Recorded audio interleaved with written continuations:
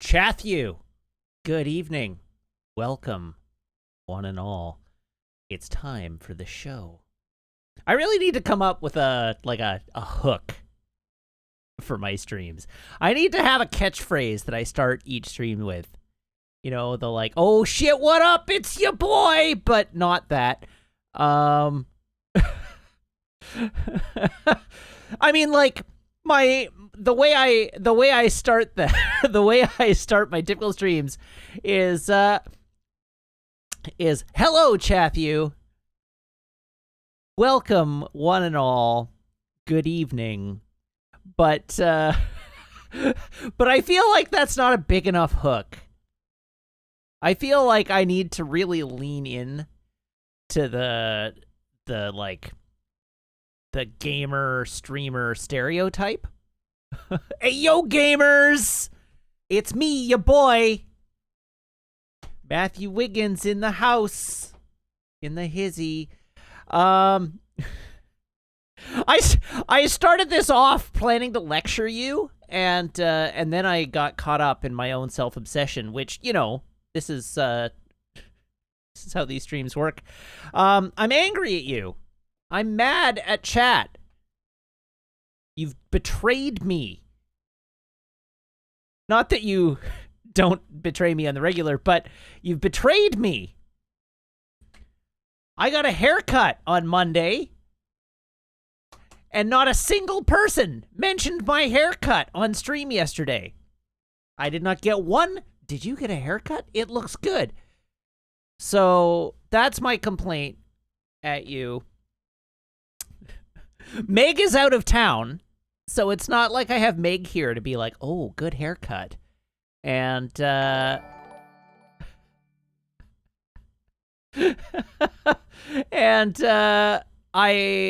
don't see any people ever. So anyhow, you're in trouble. And no, being concerned about my health and well-being is not an excuse for forgetting.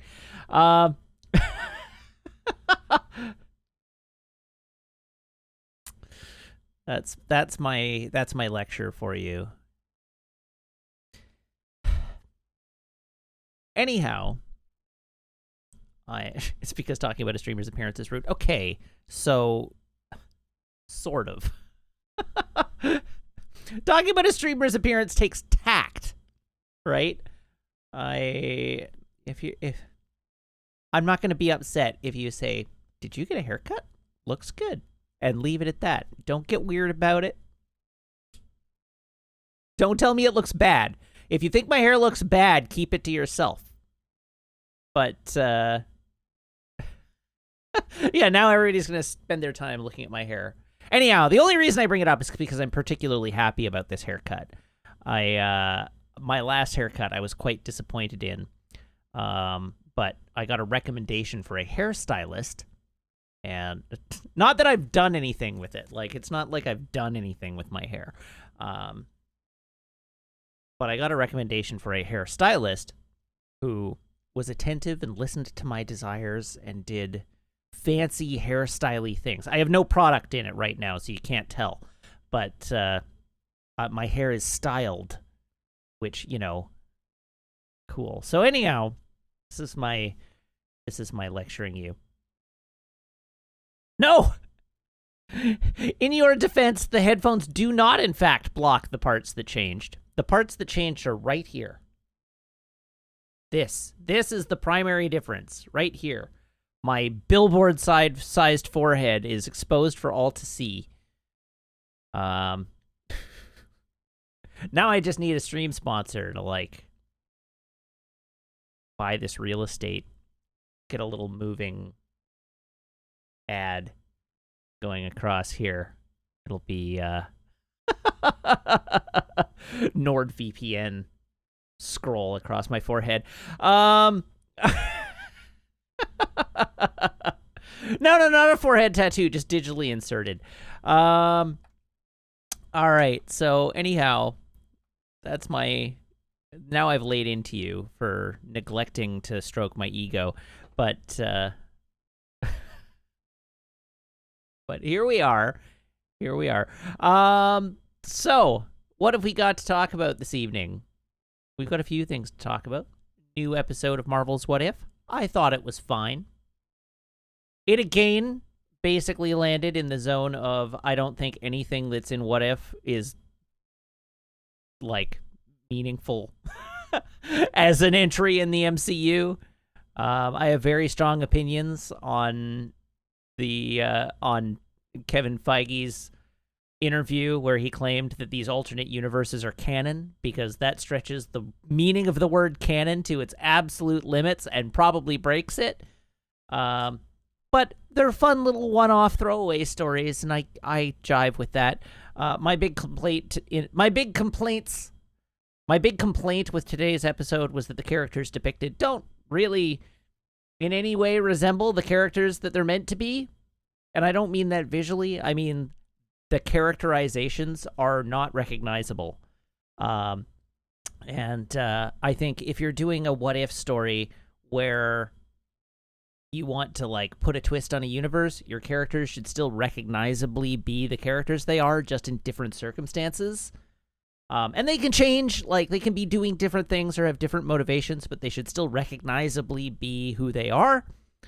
And if you push that too far and they stop recognizably being who they are, then the fact that they are who they are no longer matters. And I felt like today's episode fell afoul of that line in many regards. The main character and like the main character was recognizable for obvious reasons, but basically everybody else was just okay. They just needed character models.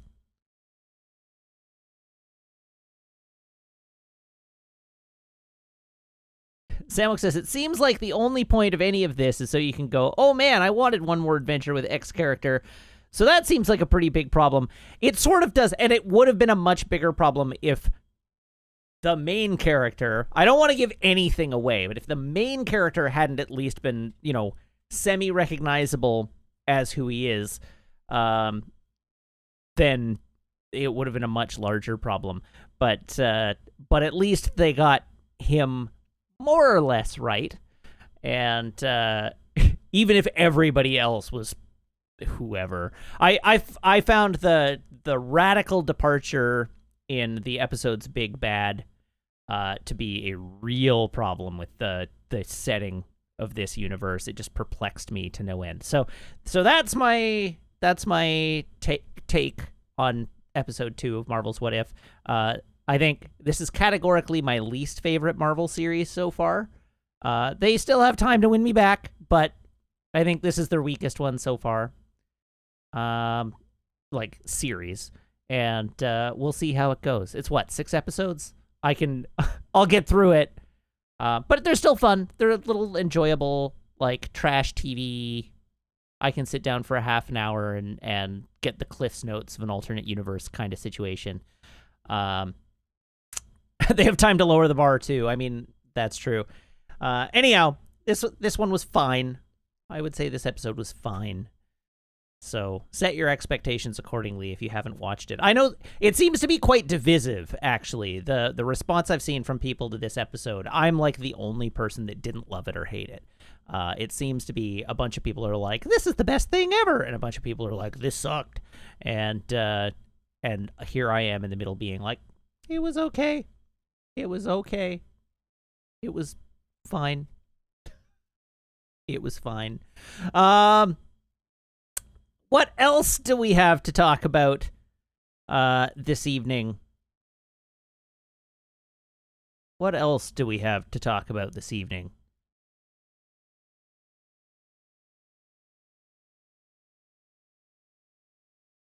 There was something in chat, and I've lost it.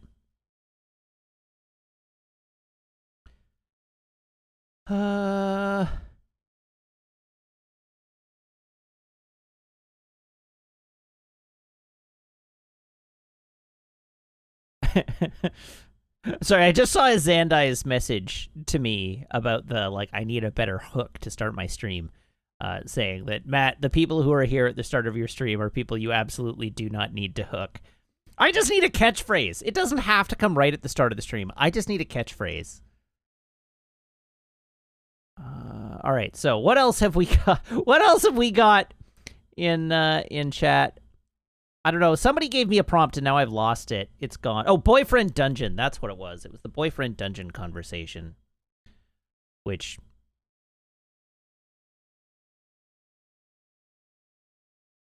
I have opinions. I'm not necessarily feeling like I want to share them, but I have opinions. Yeah, go forth and harass no more is a good one. I don't know. I don't know. I think my opinions extended. Don't be a knob, right? Like that's my position. Is just don't be a knob.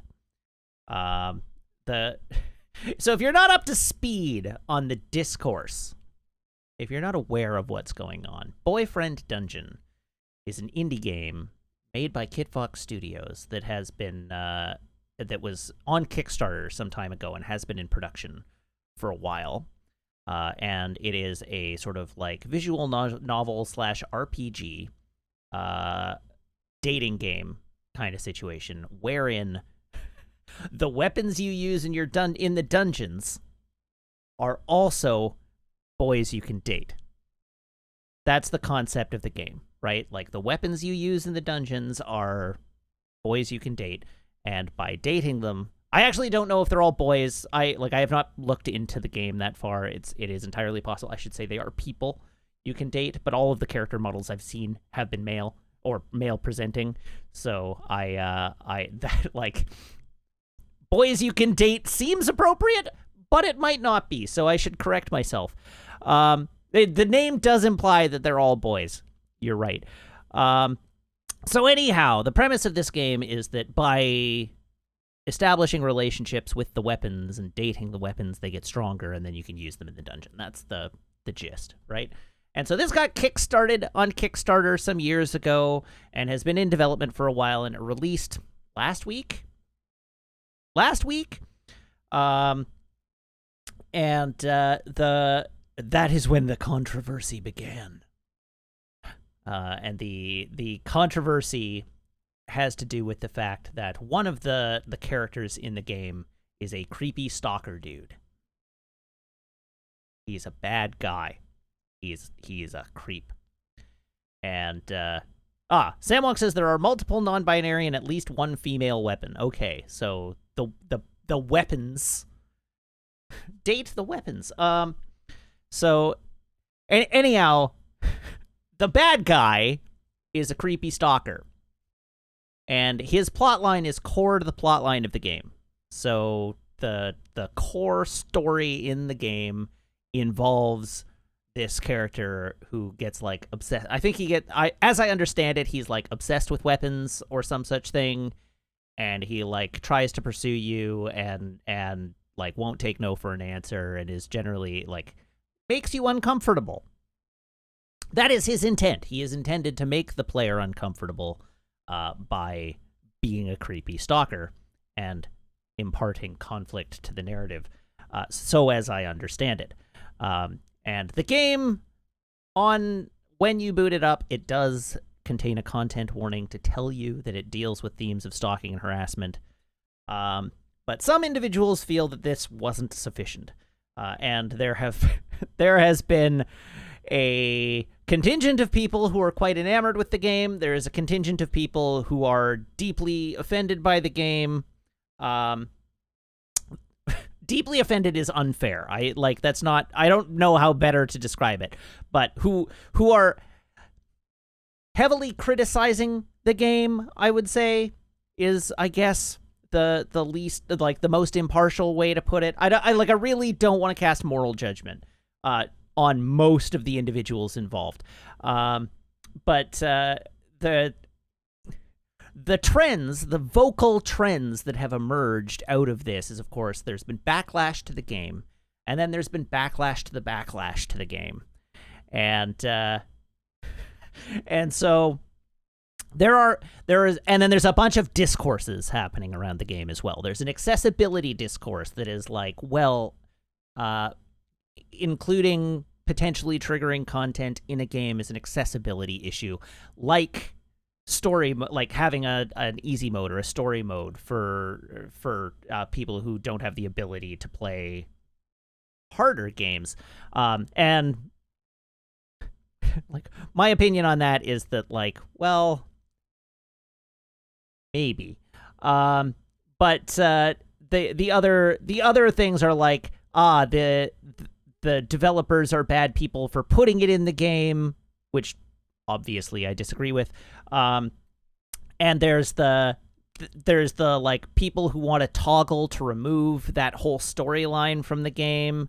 And there's the people who have been harassing the voice actor of the evil character in the game, and saying things like it reflects badly on you that you would voice this character. You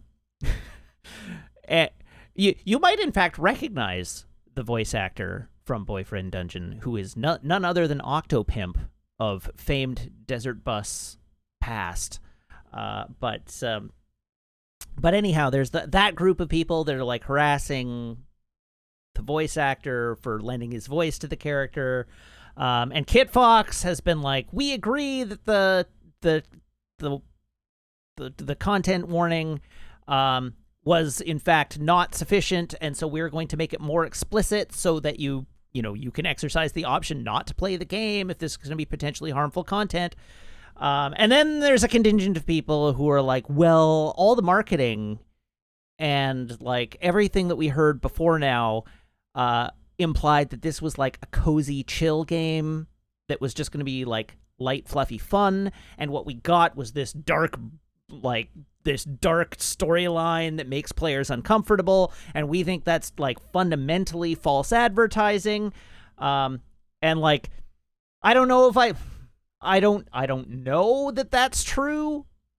There was at one point invocation of like people invoking the Wholesome Direct indie game showcase as being like, well, it shouldn't have been in Wholesome Direct if it was going to be like this. I don't think it ever actually was in Wholesome Direct. I'm pretty sure they didn't make an appearance in that show.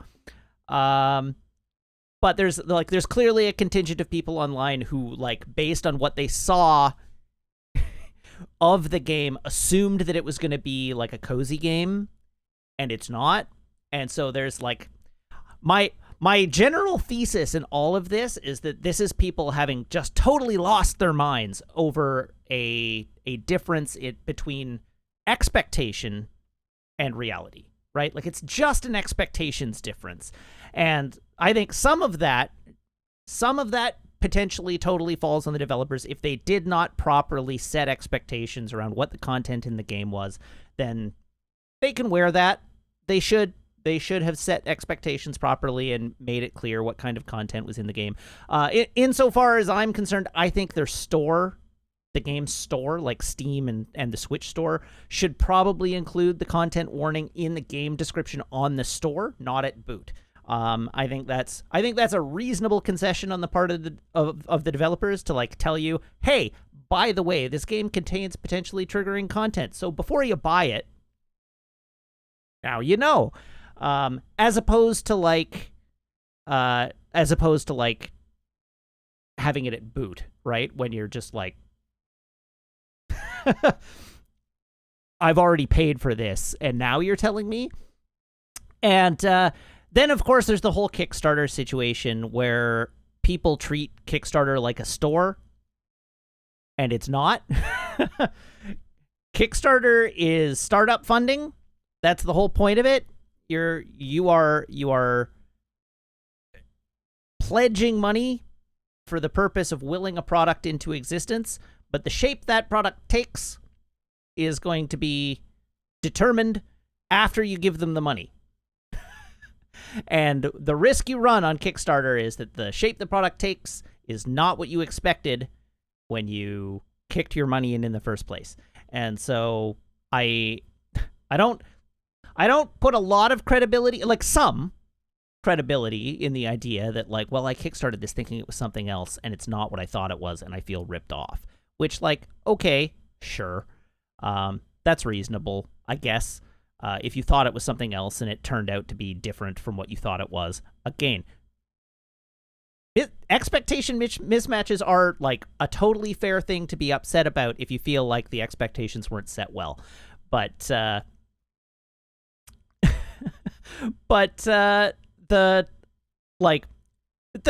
I say, the long and the short of it here is I think the fact that there's this much drama over this is a problem. The fact that there's a backlash and a backlash to the backlash, and in fact a backlash to the backlash to the backlash, because of course, is deeply exhausting, I would describe it as. But like, it's a game. It's a fun, by many accounts, it's a pretty fun game. It was made by a small team. I'm impressed that they got it done. I think if you turned the volume from 11 down to like 3, the various complaints are all probably reasonable in their like primordial forms. And I don't know, this is how I conceptualize problems, right? Like the base form of the complaint. The like, I expected one thing and I got something that I didn't expect, at its core is a reasonable thing to be annoyed by. But when it gets to the point that you're harassing a voice actor on Twitter because they lent their voice to a villain, and you're complaining that makes the voice actor a bad person, I'm sorry, you are terminally online, and it is time to log off.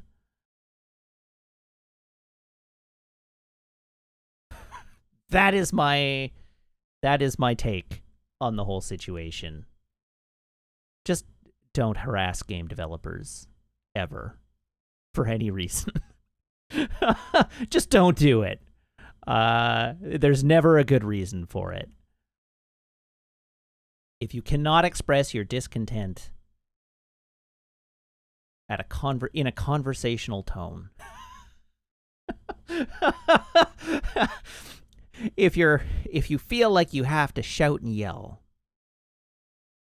go take a breather, then come back. Just it is only a game. Why you have to be mad? Yeah, use your indoor voices online is my position on this one. So I don't know. I think there's blame to go around, but I think the blame is wildly the conversation is wildly disproportionate to the blame. So Samwonk raises a point that I actually think is valid. Samwonk says, I wouldn't even look. If you don't actually know someone, you cannot offer constructive criticism on Twitter. And I think that is true. I think virtually all internet criticism is not actually criticism, it's complaining. Even in venues that are like, well, we only do constructive criticism here, I assure you. You are not constructively criticizing, because the chances that the developers are looking at what you're saying is 0 to none. You are not constructively criticizing because nothing is being constructed from it. But there are appropriate venues to provide actionable feedback, which I would describe. Actionable feedback is constructive criticism, and there are a fairly limited but well understood ways that actionable feedback can be delivered, and it usually requires the person receiving it to be receptive to it. There we go. Sniper Pumpkin. There we go. People talking about things should remember that they're engaging in critique, not constructive criticism. And yes, thank you. That's a better articulation of what I was trying to say than what I meant to say. You can critique things till the cows come home. if you want to have a reasoned discussion into the ether about the problems with a thing or the strengths of a thing. That is critique. But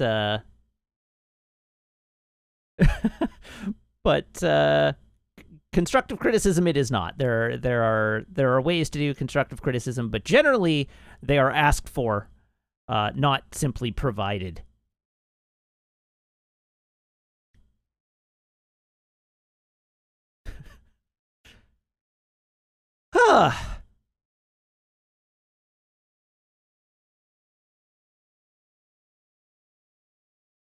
There we go.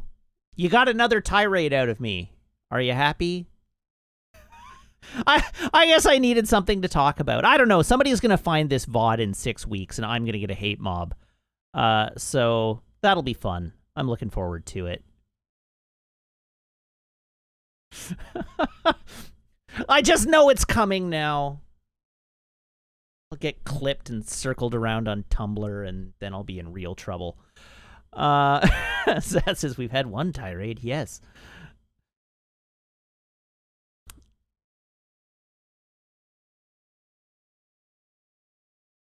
Hate mob equals I mean, you're not wrong. But given the nature of hate mobs on Twitch right now, I don't think I want to be drawing their attention. Tumblr is the chill social media site these days, only because all of the people that are having these kinds of conversations moved off Tumblr and moved to Twitter. But this is a very Tumblr conversation.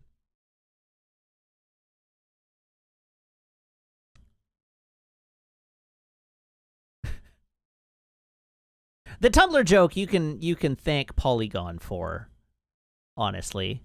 Here, I'll even link the Polygon article about it if I can find it.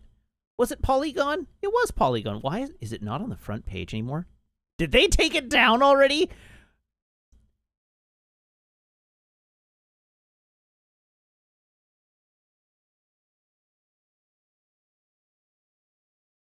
What?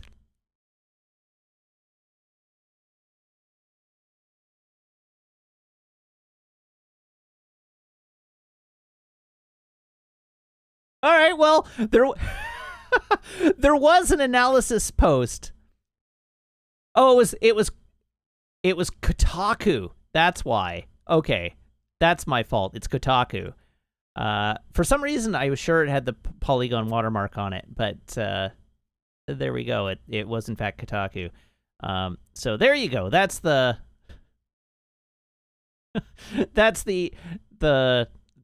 thread or the news article that led to the Tumblr comparisons. But yes, even as Andai says, I suppose in the name of intellectual honesty, I do have to admit that if you put a bad person in your story, you're a bad person is definitely an idea that started on Tumblr. I think actually the article in question attributes that to AO3. But that it then migrated to Tumblr. But I don't know. I don't run in any of these communities. It's from LiveJournal. Okay, it's my tolerance level for fan fiction is very low. So that's not to say that I like think people shouldn't enjoy it. It's just my tolerance level for it is very low. So I steer. I also, just generally, I bristle at fandom. Like the idea of a fandom owning a work. So, like, AO3 is like my own personal hell. So I don't go there, ever. But that sort of like fandom situation has also sort of kept me away from Tumblr as well. But anyhow, it's neither here nor there. That's how I summon Alex.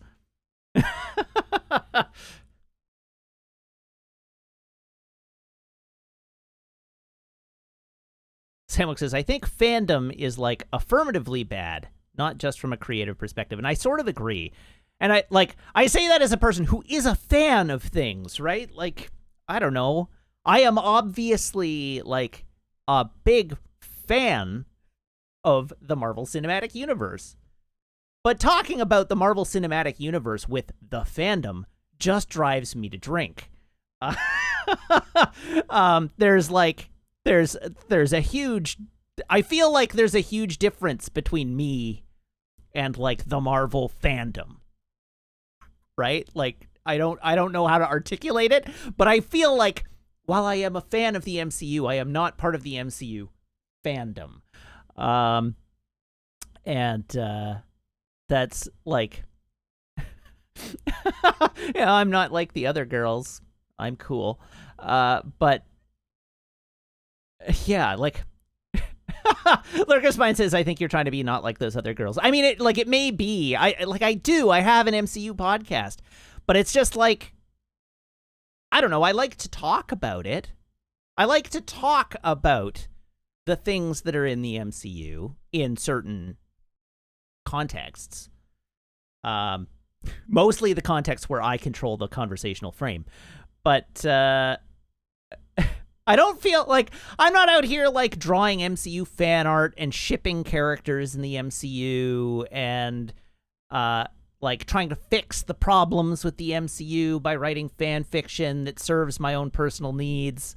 Like, I'm not trying to, but like, I like the MCU. I enjoy it, and it's still like something that like appeals to me. So the fandom is a collective that's rarely reflective of an individual. I mean, it's true. I would not label myself part of the fandom, even though I like, even though I might sort of technically fit, but it just like, I don't know. The Deporia says, I think the MCU would be improved with more dogs. You're right. And coming this October to Disney Plus, we have Marvel's Hawkeye with Jeremy Renner and what's her name and the goodest boy you've ever seen.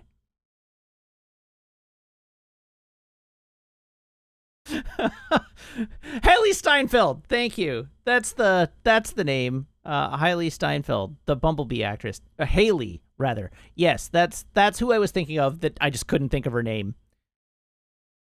But yeah, Pizza Dog is entering the MCU this fall on Disney Plus. So, and he is he's being played by a golden retriever, and he is perfect. He is perfect. Best, goodest boy. Truly the salvation of the MCU in these trying times is the addition of a golden retriever to one of the Disney Plus shows. So with that, I think we are ready to proceed to the video gaming.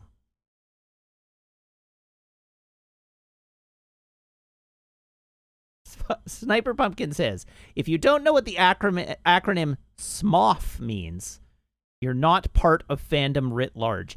Okay. Whew. I'm safe. What does SMOF mean?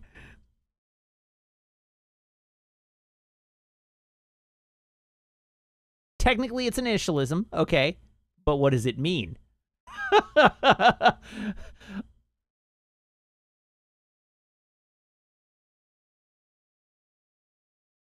I mean, I'm going to forget what it means by the next time I hear it. This is literally the first time I've ever heard this initialism. Oh, God. Is this like evangelism? Where, like, by teaching the uninitiated the word, I've doomed them to eternity in hell if they don't convert? Secret Masters of Fandom. It's the organizers and leaders who run all the fan cons. Really? Huh. All right. Cool. Yeah, no idea. That was all new to me.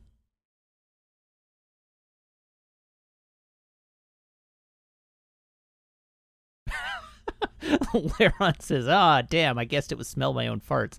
Uh, all right, so there's a fandom Illuminati, and they run the world. Okay, cool, great.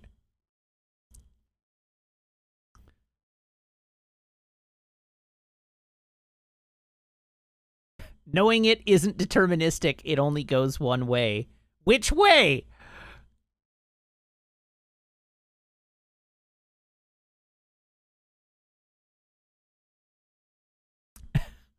All right, I've been griping now for like a solid 45 minutes. So, oh, no, not a solid 45 minutes. I've been griping for 35 minutes and 46 seconds. So I think it's time we move on to playing a video game. What do you say? What do you say?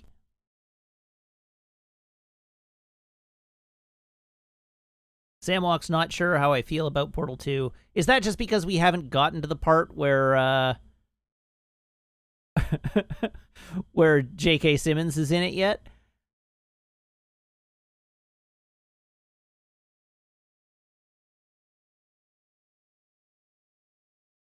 Oh, okay. Right, okay, so it goes one way insofar as not knowing the acronym means you're not in fandom, but knowing it doesn't mean that you are in fandom. Okay. I'll accept. Oh, I see. Sam Wonk is just riffing on the boyfriend dungeon discourse, of course. I should have known. As Sam Wonk says, there is a character who seemed nice but turned out to not be nice, and I don't think there's characters that are going to be nice and then have them turn out to not be nice as a rule. Yeah, all right, cool. It was a very good joke, Sam Wonk, even if it sailed over my head. I'm sorry. I've got many things to concentrate on. Okay. I have here a phone. You may recognize it. I have here a phone cable. You may recognize that as well. Everybody, please brace your ear holes.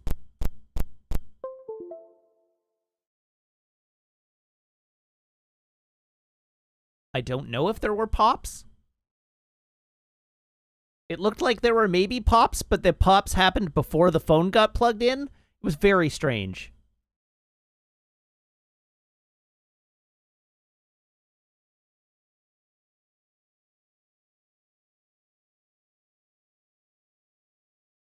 Very strange. All right, what did the drink poll go to today?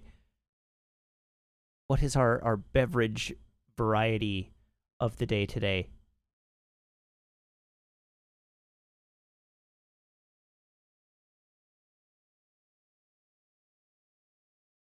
Poll went to Coke.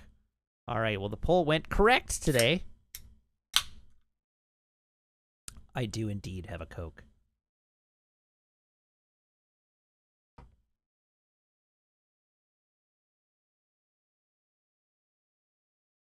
Alrighty. And with that, we can proceed to our video game. Play single player, continue game. All right, so when last we left our hero, he had been placed into the sphere receptacle and taken over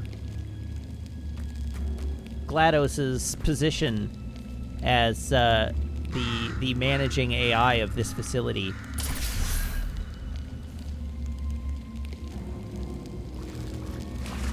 Okay, so the bird took our potatoes.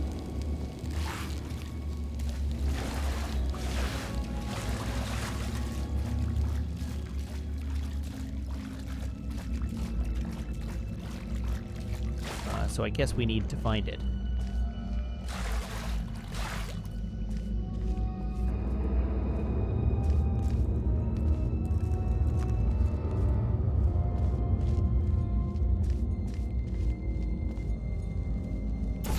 Okay, so I can put...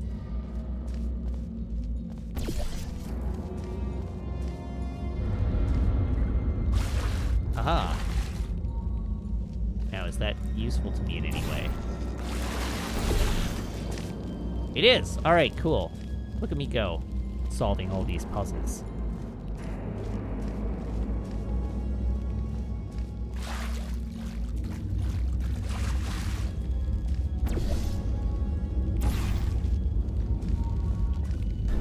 Yes, I have played this before, but it was back when the game came out. So I literally do not remember any of the puzzles except for the final boss fight.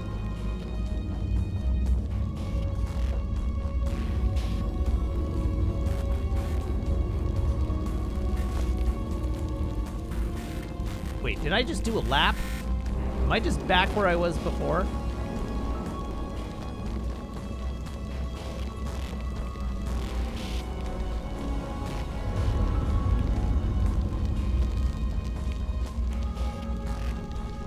Ah, here we go. No, I did not do a lap. This zone just, it all looks the same.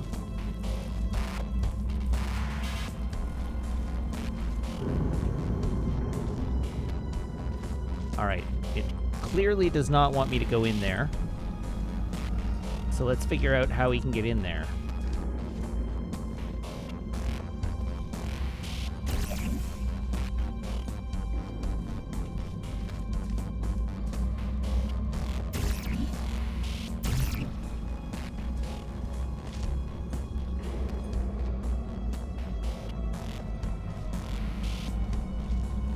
So we've got a white wall here.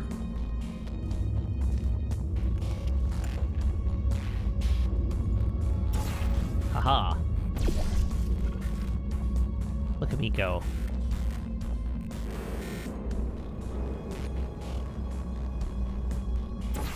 That seems likely. Okay, we made it. Keep out, do not enter, keep out, keep out.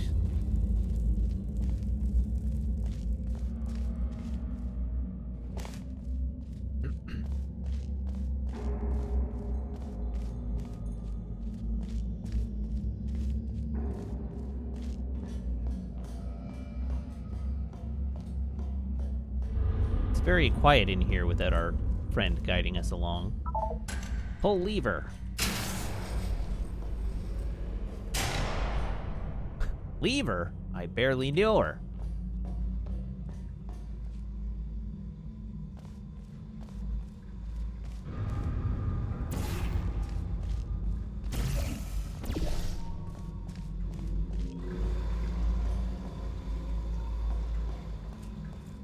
Button. Hatch occlusion override. Okay.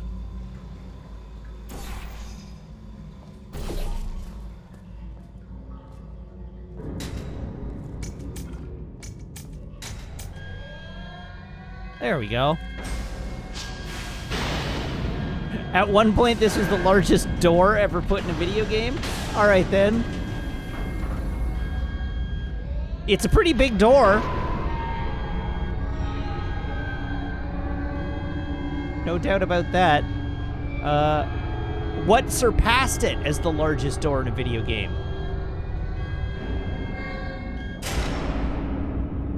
Big door. Yeah. Now I need to know what door currently holds the record for biggest door in a video game.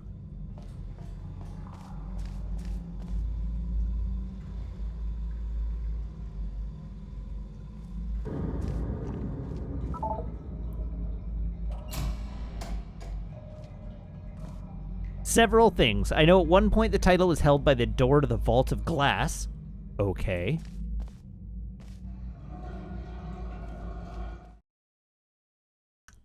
See, now I'm tabbing out because I need to find out. Biggest door in video games. There's the 10 best doors in video games.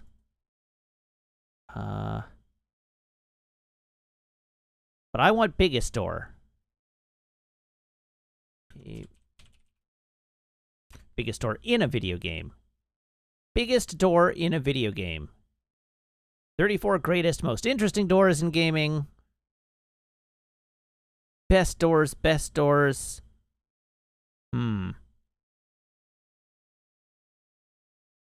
Record 4.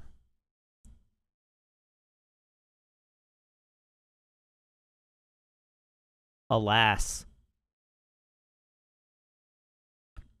when you Google biggest doors in video games, this one is still like basically top of the record. Let's try largest door. The problem is there's so many articles about why it's difficult to put doors in video games. So there's actually not a lot out there about big doors.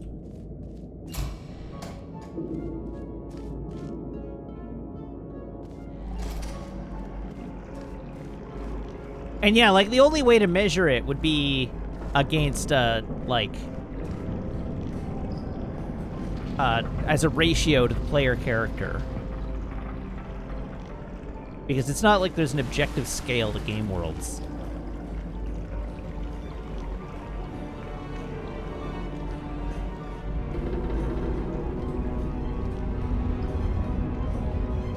Okay, so we have this wall.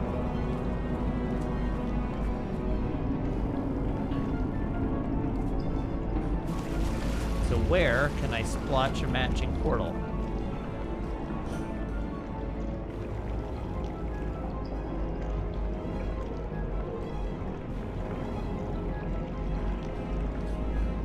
Or am I just meant to go through this open door? Or maybe the door with the giant light on it.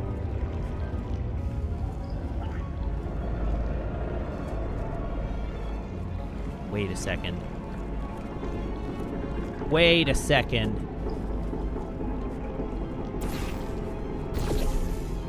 Yeah.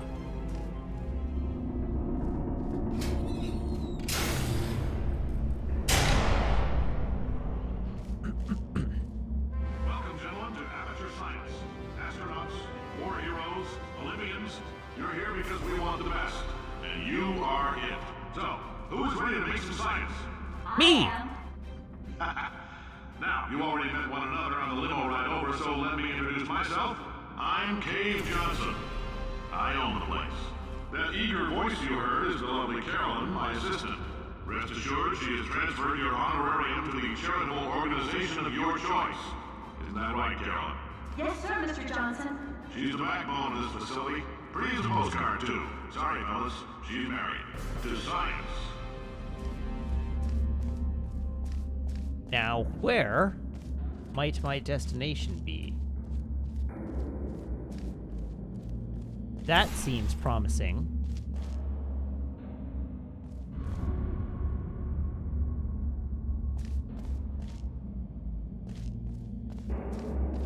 But what are the circumstances necessary to get myself there?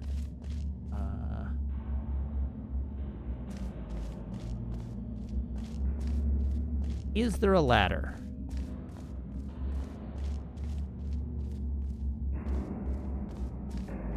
Is there a stairway?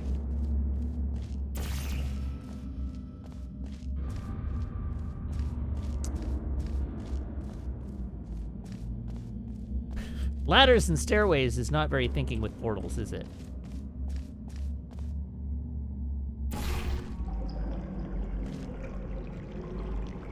Oh, right. Oops. Wow, that took me all the way back there.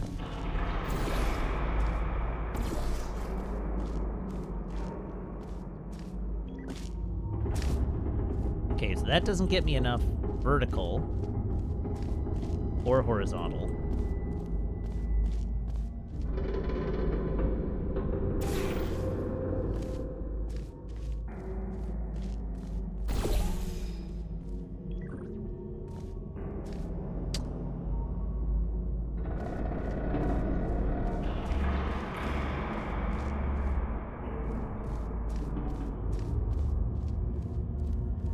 Maybe I'm just as usual, I'm probably just really overthinking this. Oh, hello. Yeah, hi. Ha ha! Ha ha!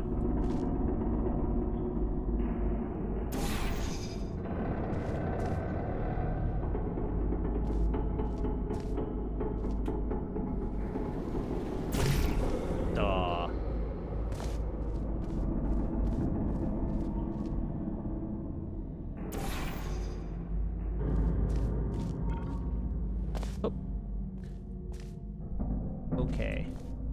Line it up.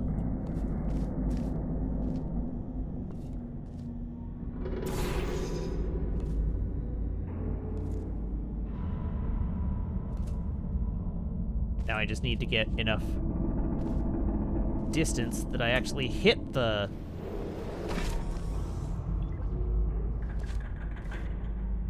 Dang it!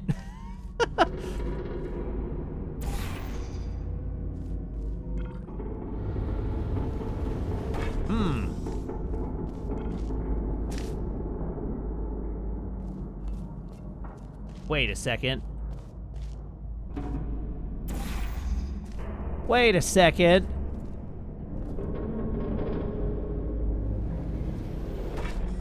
Oh, really?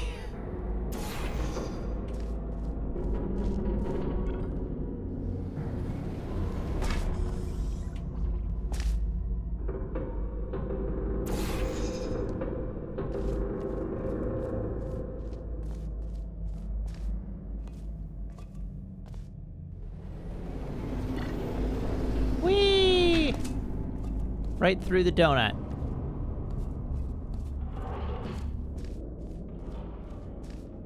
There's 1,000 tests performed every day here in our enrichment spheres. I can't personally oversee every one of them, so these pre-recorded messages will cover any questions you might have and respond to any incidents that may occur in the course of your science adventure.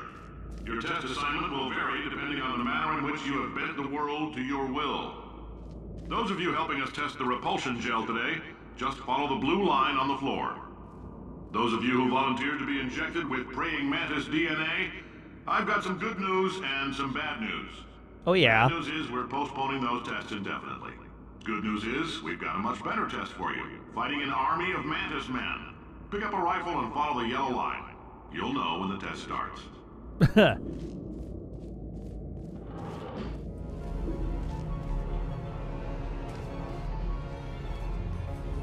Okay. Hop.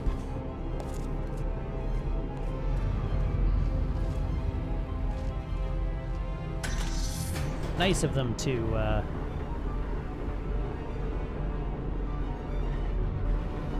I have completely forgotten what I was going to say. Put an elevator here.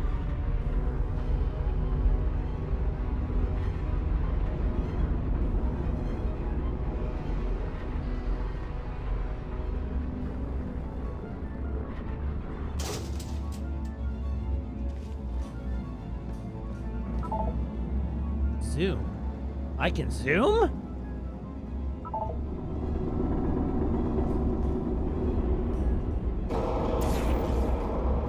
Well, that seems important.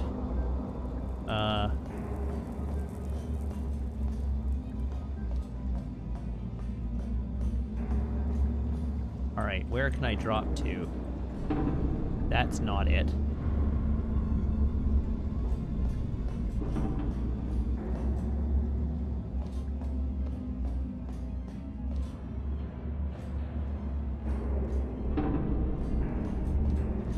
There's a tiny little patch of white. Ah.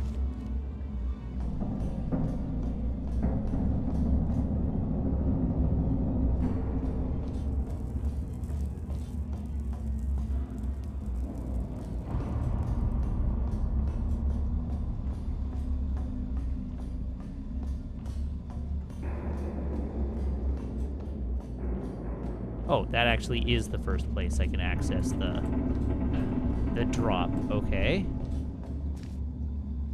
Color I have over there is blue. Color I have over here is orange. Let's mosey.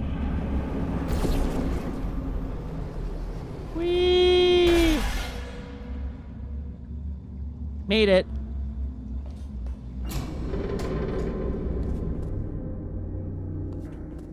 Okie dokie. Know your chemical hazards.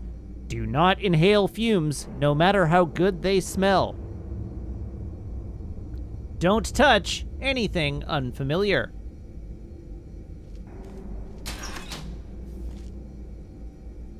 Pump Station Alpha, gel pressure control.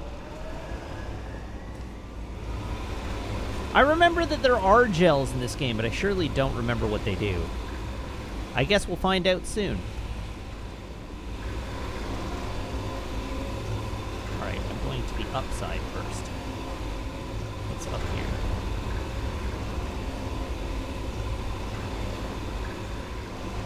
I guess we're going down.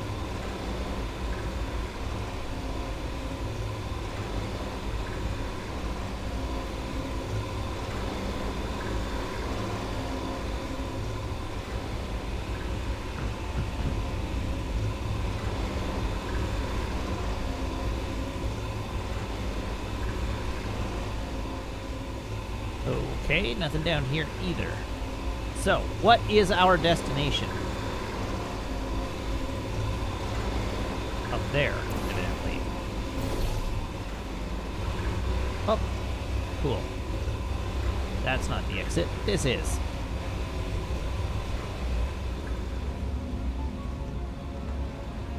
Sure seems like it wants me to walk on this pipe, doesn't it? They say great science is built on the shoulders of giants. Not here. At Aperture, we do all our science from scratch. No hand-holding.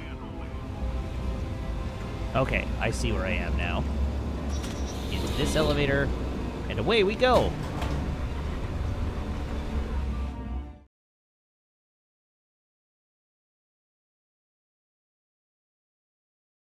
I would love to see a 3D model of all the environments in this game laid out, like, in relation to each other with the elevator tubes aligned. Let's get started. This first test involves I wonder how boys impossible call this repulsion environment gel. is. You're not part of the control group, by the way. You get the gel. Last poor son of a gun got blue paint. All joking aside, that did happen. Broke every bone in his legs. Tragic, but informative. Or so I'm told.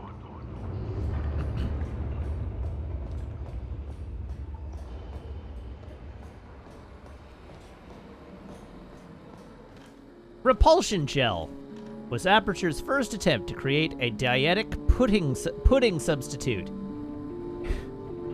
It's true, the gel is a sweeter, slightly less non-toxic form of fiberglass insulation that causes subsequently ingested food items to bounce off the lining of a dieter's distended stomach and out his or her mouth.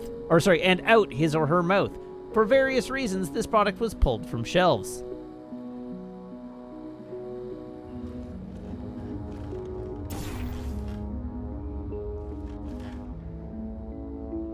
Oh. Boink. Great. So we have the bouncy gel. What do I need to use the bouncy gel for?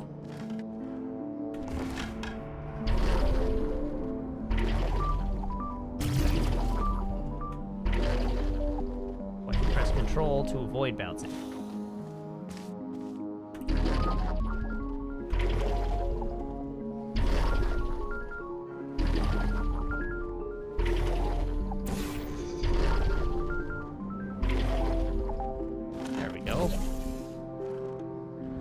Found the thing. Okay, what does this do?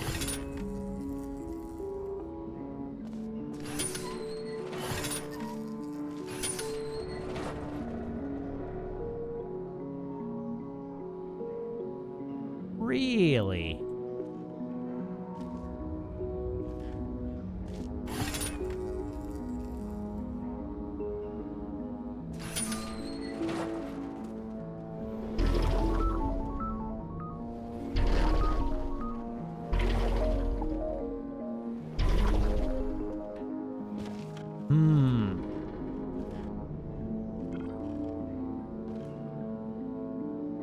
Oh. That seems like a probable solution to my woes, doesn't it?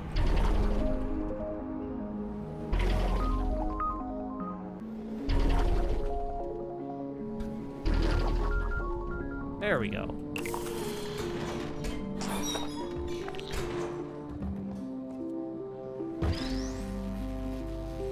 And we have ourselves a box.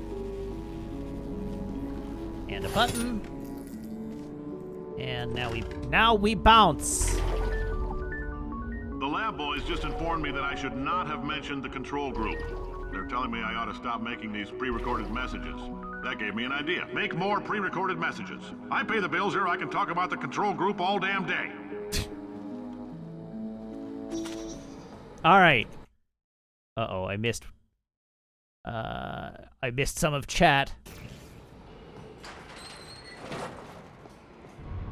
Too busy focusing on solving the puzzle. All right, that looks problematic. Next test chamber, this way. That is also problematic.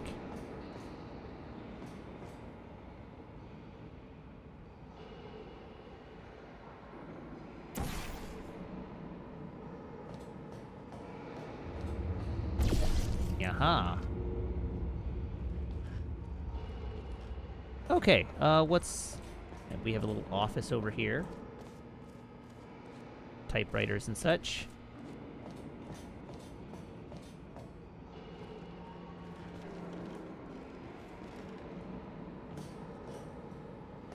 For this next test, we put nanoparticles in the gel. In layman's terms, that's a billion little gizmos that are going to travel into your bloodstream and pump experimental genes and RNA molecules and so forth into your tumors. Now, maybe you don't have any tumors. Well, don't worry. If you sat on a folding chair in the lobby and weren't wearing lead underpants, we took care of that too. Yikes!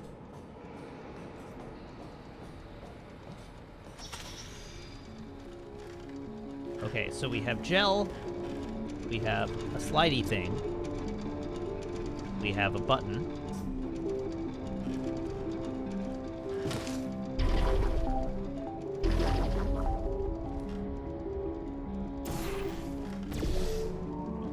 What does this accomplish? Ah, okay.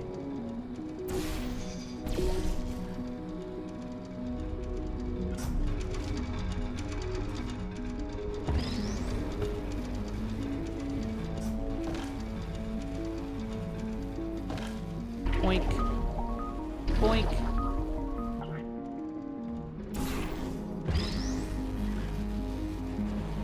Drop that. Wait, no, drop that on the button.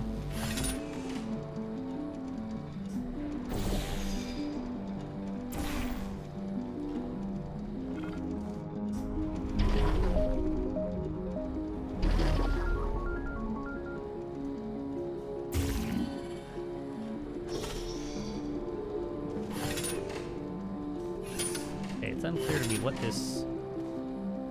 Oh, that's what the button press did. All right.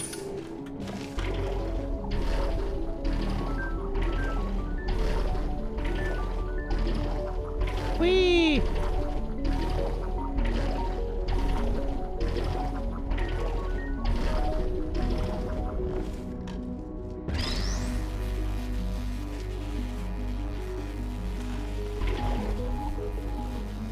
All right. Box on thing. And we are going up there. From where?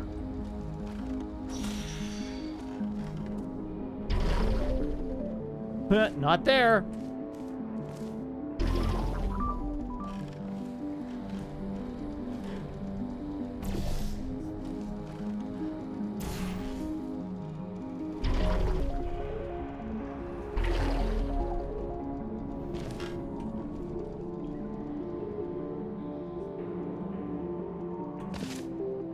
Whee!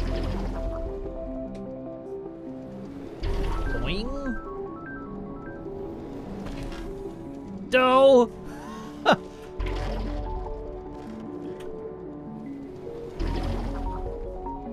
There we go. I just needed more forward momentum. Oh, in case you got covered in that repulsion gel, here's some advice the lab boys gave me. Do not get covered in the repulsion gel. We haven't entirely nailed down what element it is yet, but I'll tell you this, it's a lively one, and it does not like the human skeleton. Well, conveniently, if I'm covered in the gel, it can't access my skeleton.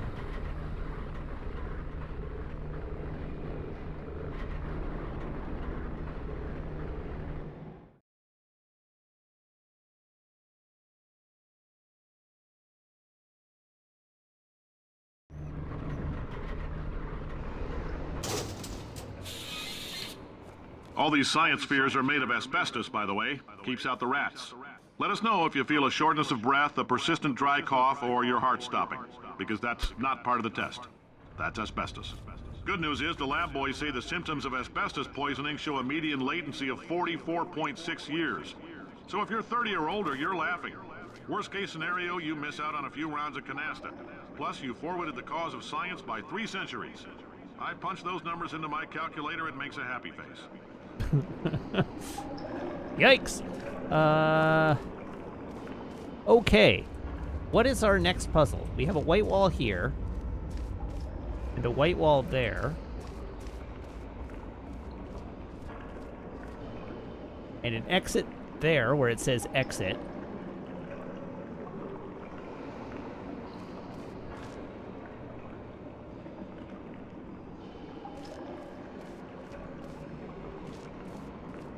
So how?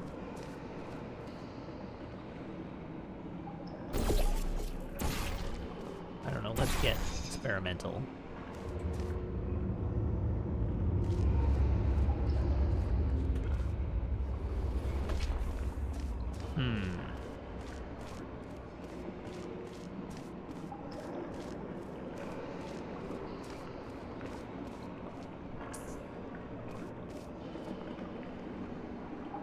What am I not seeing?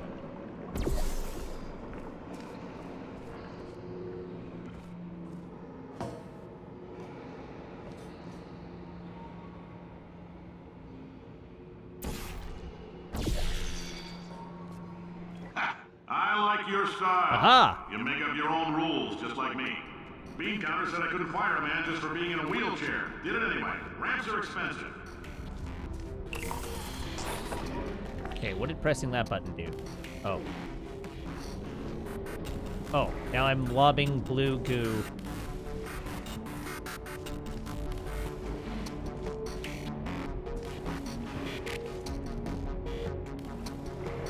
But where am I lobbing the blue goo to? And where do I want the blue goo to be? It looks like I want the blue goo to be here.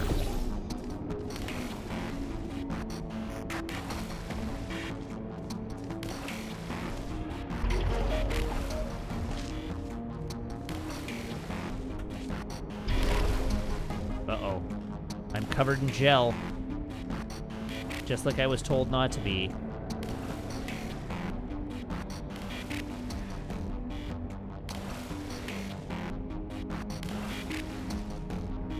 Okay, that got me here.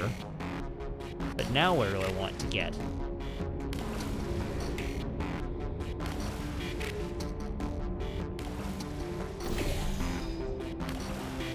Right. Obvious solution is obvious.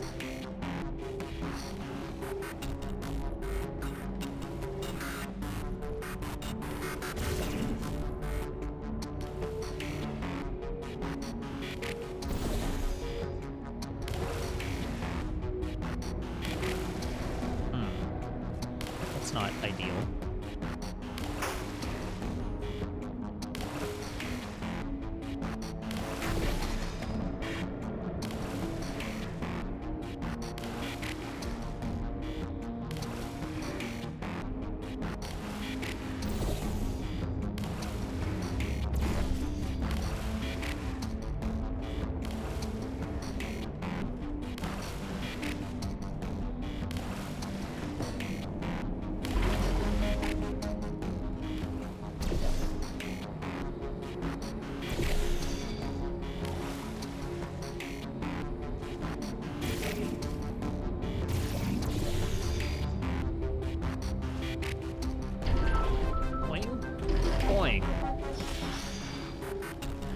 Okay, so now I need to find a way to get a ball of goo from here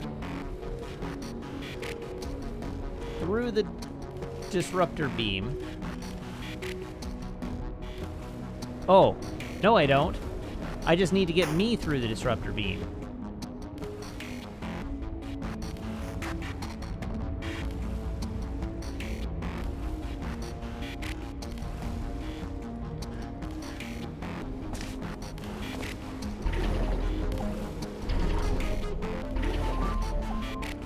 Well, I suppose I could check and see if goo can go through the field.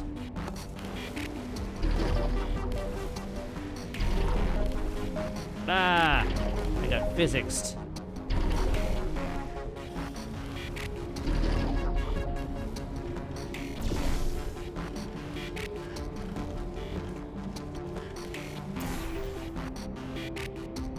Goo can go through the field. All right, excellent.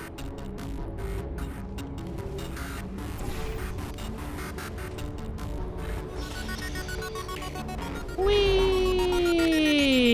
Just a heads up, that coffee we gave you earlier had fluorescent calcium in it so we can track the neuronal activity in your brain. There's a slight chance the calcium could harden and vitrify your frontal lobe. Anyway, don't stress yourself thinking about it. I'm serious. Visualizing the scenario while under stress actually triggers the reaction. All right. Puzzle solved. Let's move on.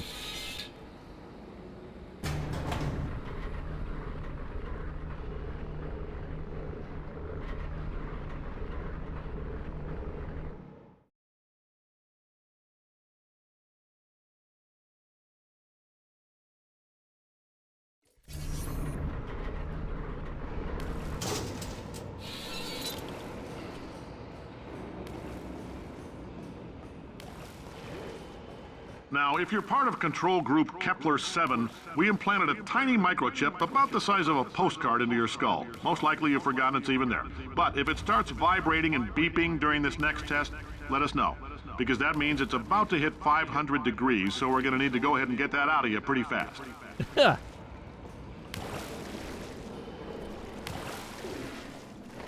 Hey, I can wash off. Look at this incredibly realistically rendered water. This is what water looks like. No question at all, this is what water looks like.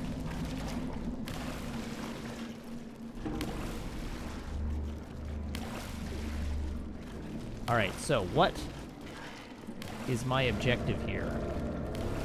We have to press a button there.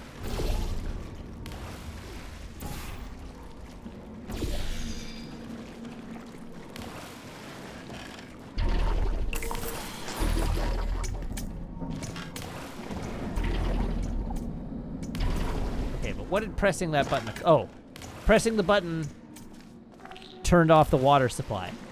Cool.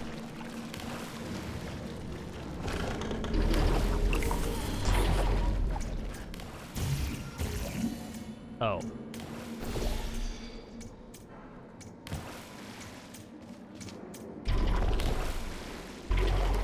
No!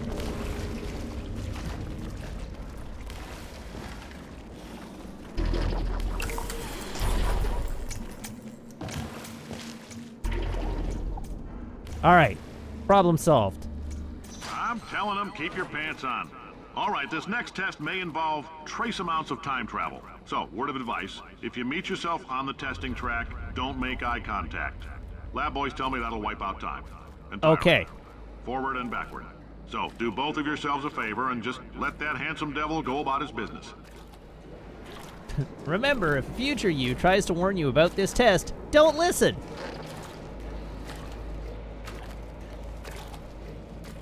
Okay, so the exit is up there, so I need to get up there somehow.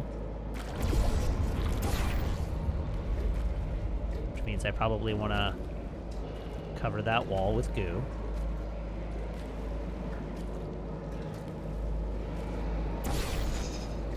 And then I probably want to go up there.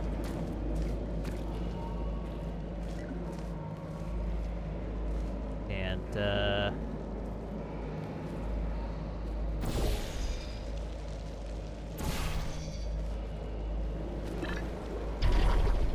give it one of those. Hey!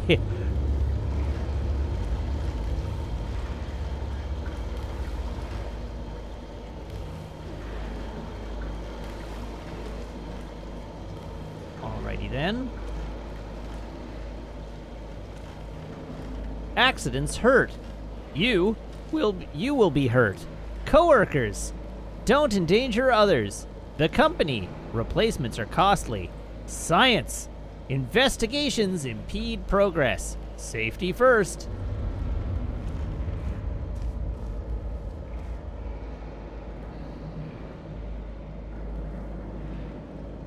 Alright, so now where am I trying to get to? This is clearly my destination here. But it's not clear to where I am trying to go.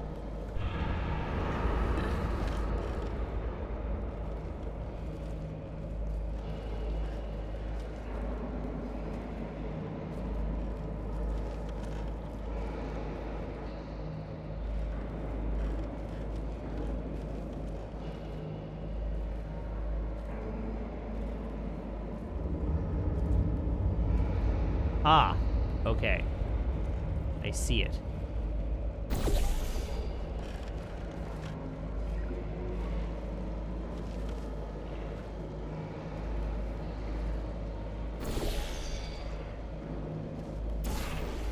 Or at least I'm starting to see it. So that got me to here. Does that accomplish anything for me?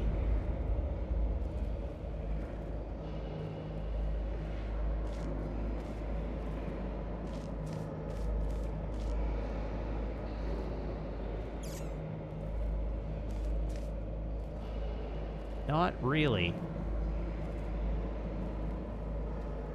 This has got to be a goo puzzle. This has to be a goo puzzle. I need to get goo here. So how do I go about getting goo here is the question.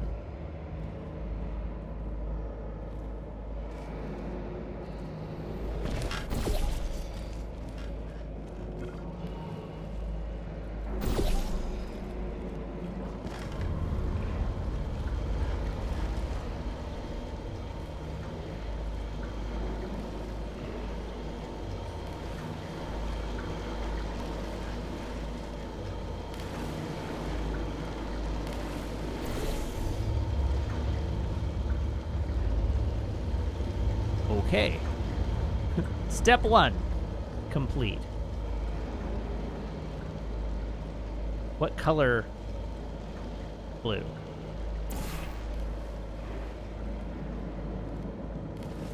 Flawless.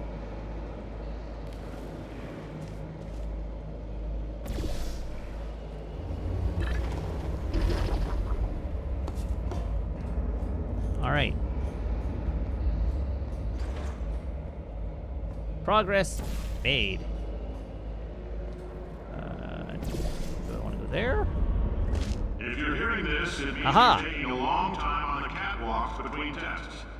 The lab boys say that might be a fear reaction.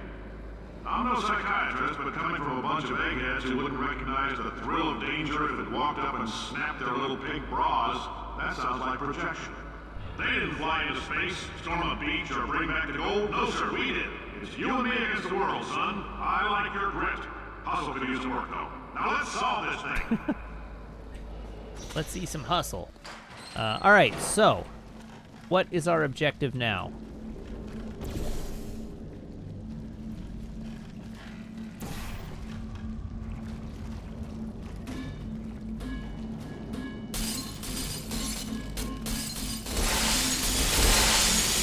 That worked.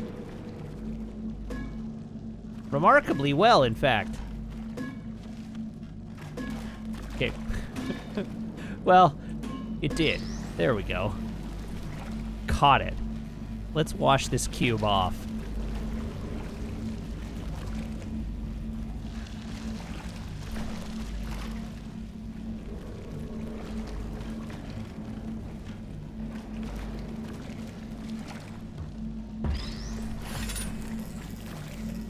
Alright, so that has given us an elevator, which means...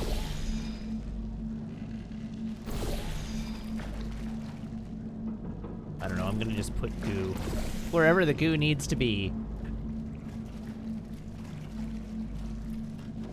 Or wherever the goo may need to be.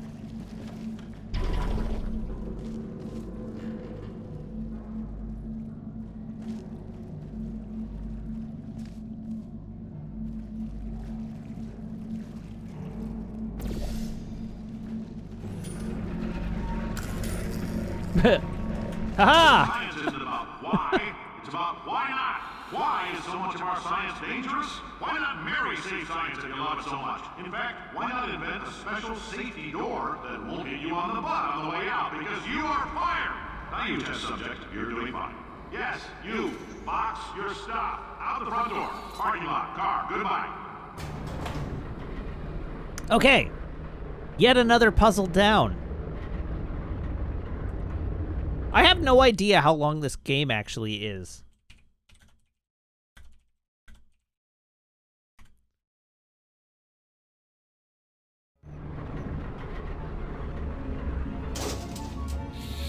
Longer than I thought, apparently. Really? I'm hitting the halfway mark now? Dang. Congratulations. The simple fact that you're standing here listening to me means you've made a glorious contribution to science. As founder and CEO of Aperture Science, I thank you for your participation and hope we can count on you for another round of tests. We're not going to release this stuff into the wild until it's good and damn ready, so as long as you keep yourself in top physical form, there'll always be a limo waiting for you. Say goodbye, Carolyn. Goodbye, Carolyn. She is a gem. Ah, there's 3 main sections. Okay, cool. Which means that we will aim to clear this section tonight, and then we'll aim to clear the next section tomorrow. And then, as previously discussed, there will be no stream Saturday or Sunday this week. So that seems like a pretty good way to break it up if I can pad this out to 3 streams. But yeah, the how long to beat says about 9 hours to play through the game without going full completionist.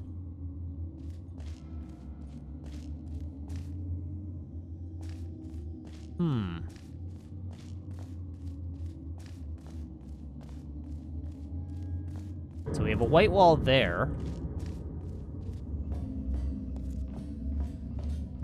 I think we're going over that way.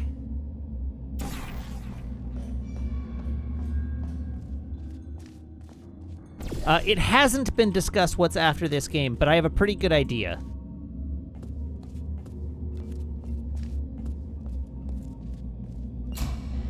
But I'm not giving it away yet.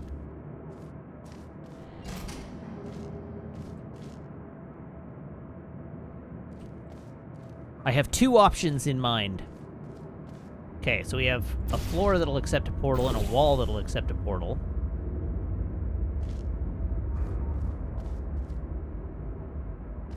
A flortle, as it were. And we have that.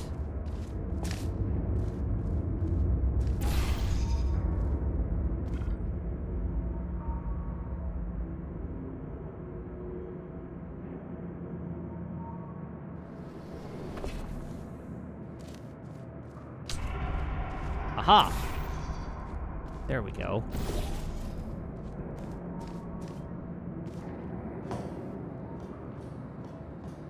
Aha!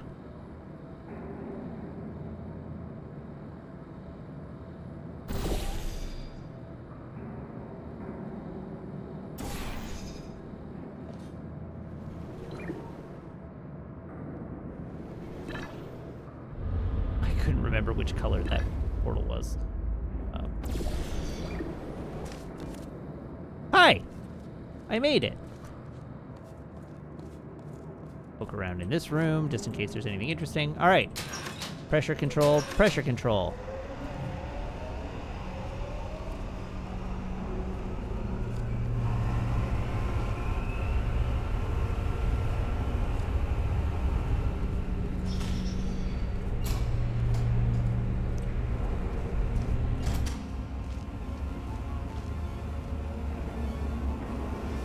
Okay, what is the nature of this room?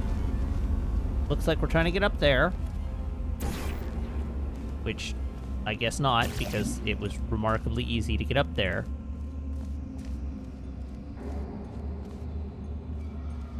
Greetings, friend. I'm Cave Johnson, CEO of Aperture Science. You might know us as a vital participant in the 1968 Senate hearings on missing astronauts. And you've most likely used one of the many products we invented, but that other people have somehow managed to steal from us.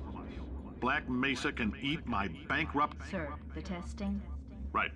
Now you might be asking yourself, Cave, just how difficult are these tests? What was in that phone book of a contract I signed? Am I in danger? Let me answer those questions with a question. Who wants to make $60? Cash. You can also feel free to relax for up to 20 minutes in the waiting room, which is a damn sight more comfortable than the park benches most of you were sleeping on when we found you. So, welcome to Aperture. You're here because we want the best, and you're it. Nope. Couldn't keep a straight face. Anyway, don't smudge up the glass down there. Thanks. In fact, why don't you just go ahead and not touch anything unless it's test related. All right, I was trying to figure out what that moving thing was up there, but it's a pigeon.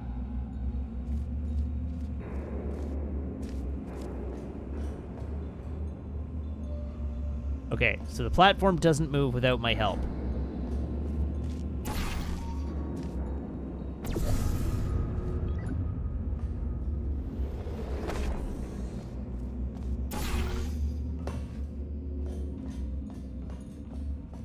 Can I get in here? Oh, I can't get in here. All right. What, if anything, is in here?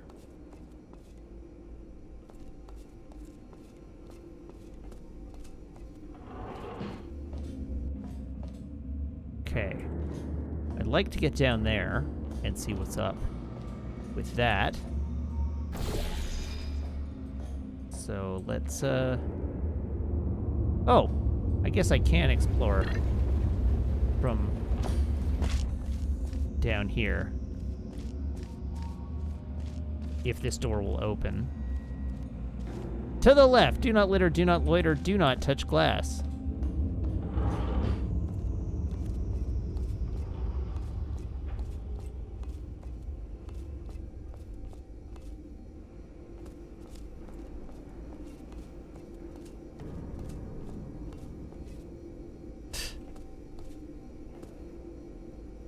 $60.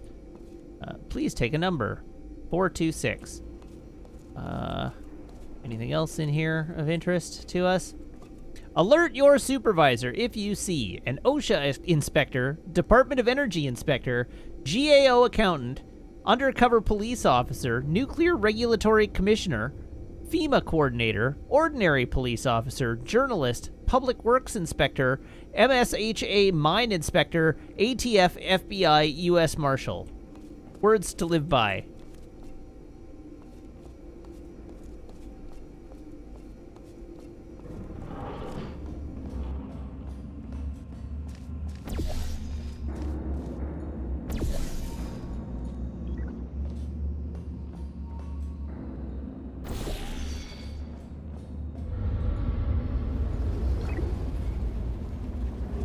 Aha, I made it.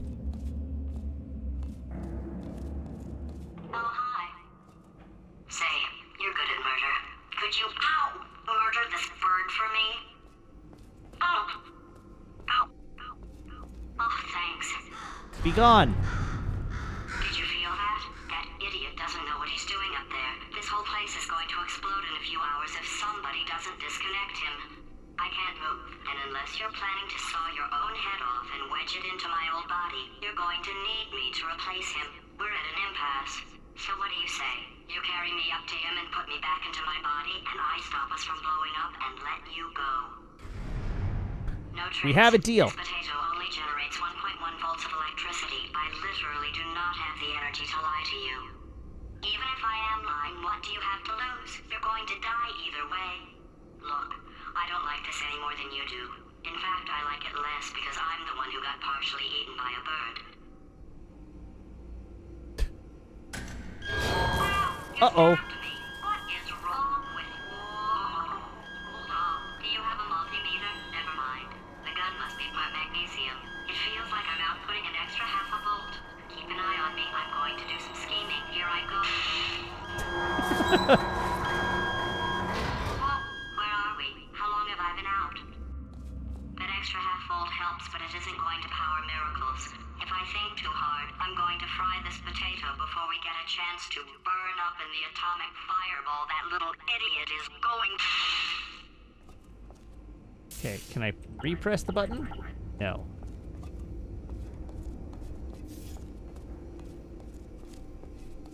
Okay, so, where am I headed now? Obviously up there. Somehow. So the question is, how? How do I get up there? I mean, that seems pretty promising, doesn't it?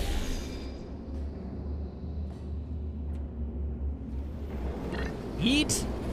Aha! I have been Jotun.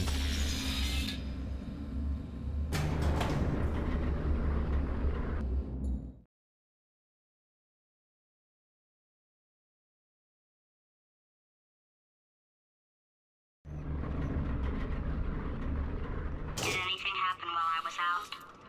The testing area is just up ahead. The quicker you get through, the quicker you'll get your 60 bucks.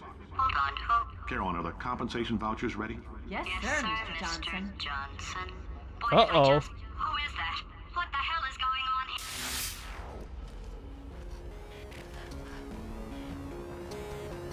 here? Well, that's an interesting development. Okay, so...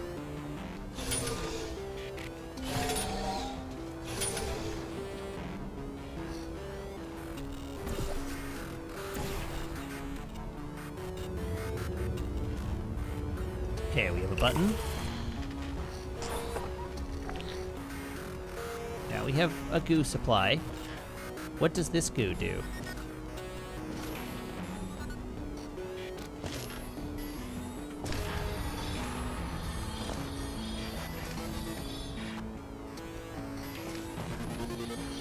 Okay, it's speed goo.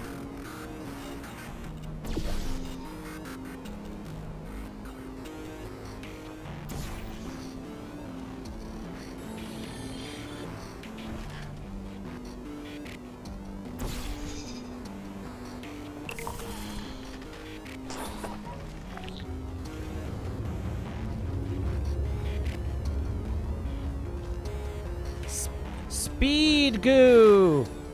Oh. Gotta go fast!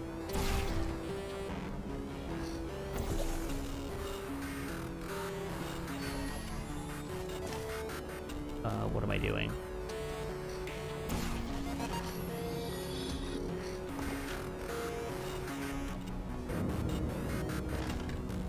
Crud.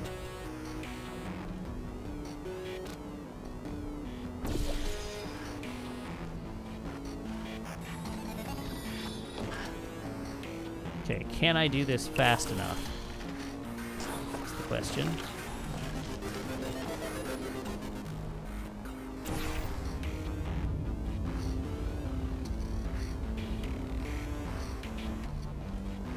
Actually, maybe?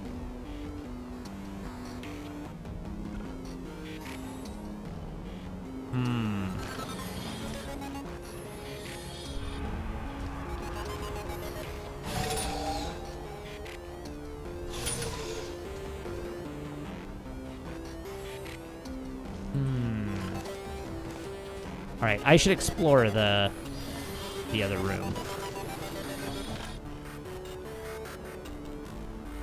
What is in here? Okay, so I do have to get this covered in goo.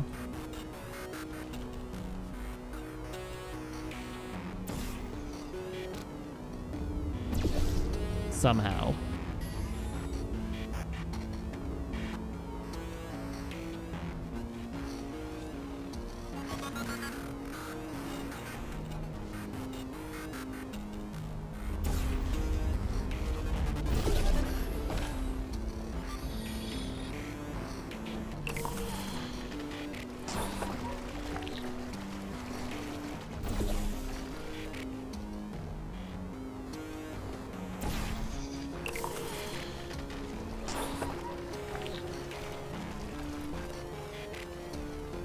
Okay, that accomplished nothing. So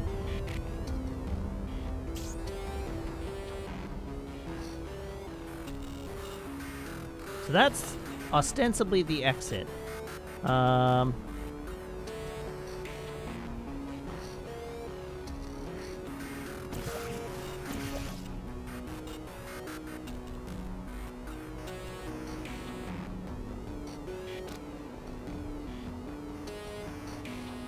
Yeah, I do have to think of portals, you're right.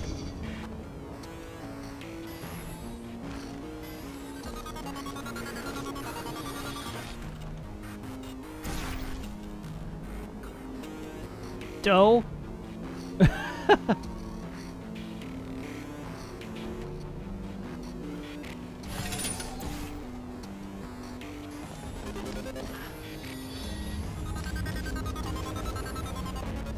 Okay, so I want to put an orange one here. There we go.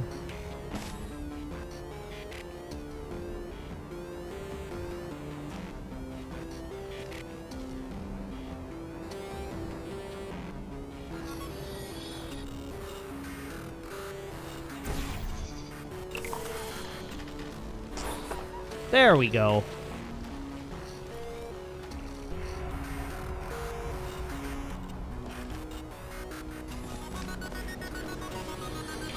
Just took a little bit of thinking.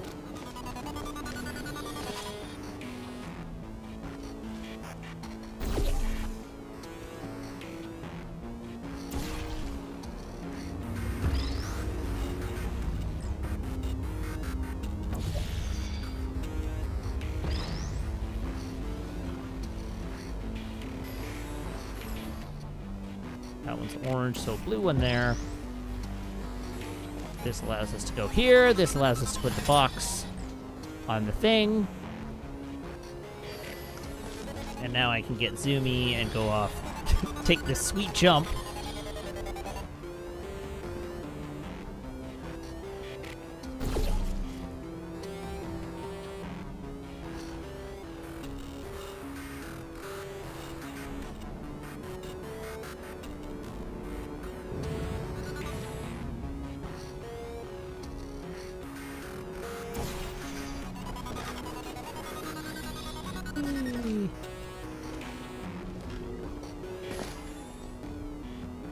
Okay, so that's that. And oh, I lost my marker, but this one's blue.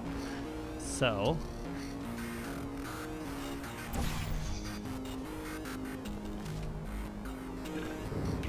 oh, it's not quite enough.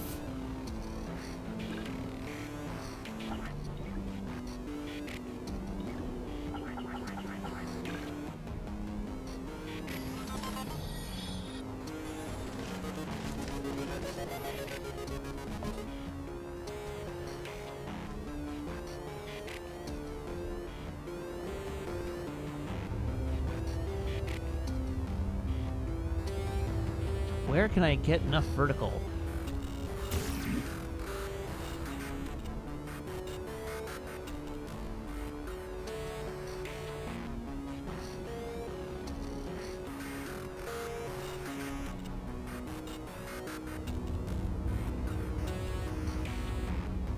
Oh. All right. That was a giveaway, but sure. You're right. I don't need vertical. I need speed. Gotta go fast. Whoops.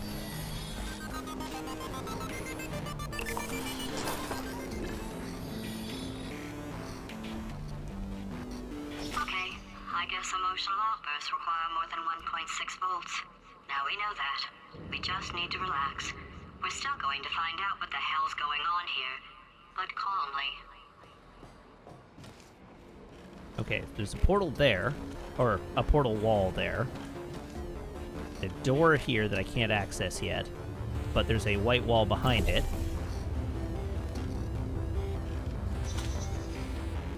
And there's a puzzle in here. So, first things first, what is up that way?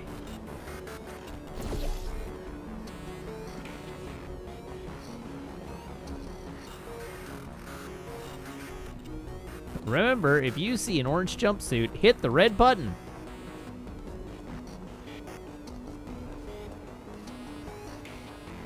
Those people in the portrait, they look so familiar. And we got a Chivo. That's what I get for exploring. Okay, press the button. What does it do? Blue goo. In a limited supply. So this one gives me orange goo in a limited supply. All right, cool. What do I want to do with those things? What is my destination? Looks like my destination's way down there. Which implies that I want...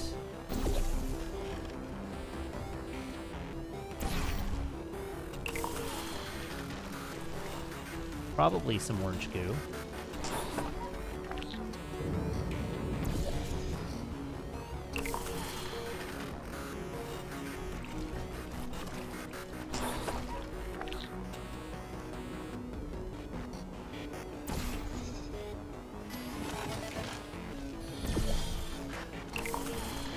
Maybe then some blue goo. And we go... Kaboingy! Mission accomplished. Alright. Well, mission partially accomplished.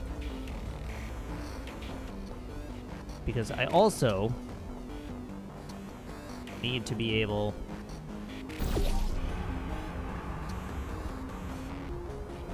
to get through there.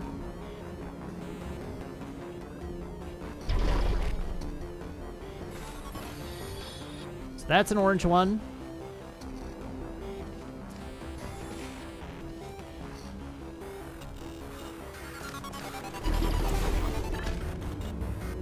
Dough? Oh, I see.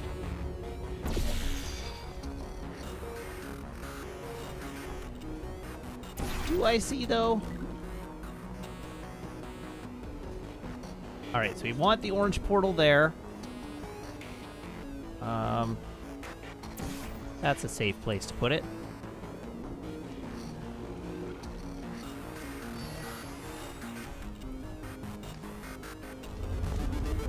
Boing.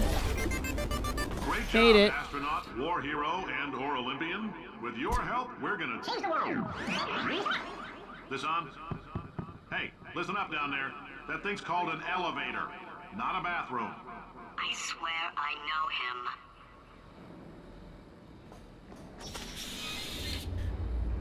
All right, moving right along.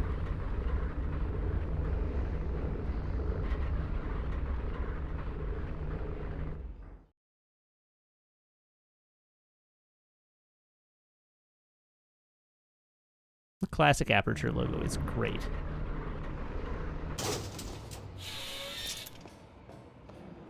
If you're interested in an additional $60, flag down a test associate and let them know. You could walk out of here with 120 weighing down your bindle if you let us take you apart, put some science stuff in you, then put you back together. Good as new. All right, so we have orange goo and blue goo again. We have a splatter factory over here.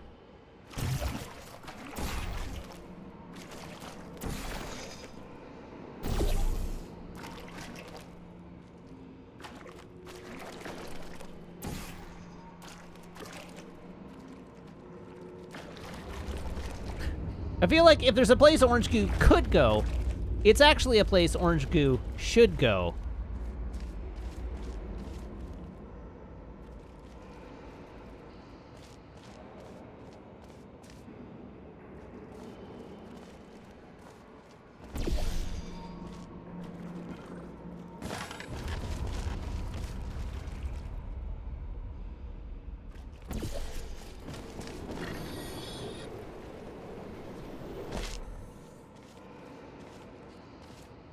Okay, so that was a relatively successful experiment.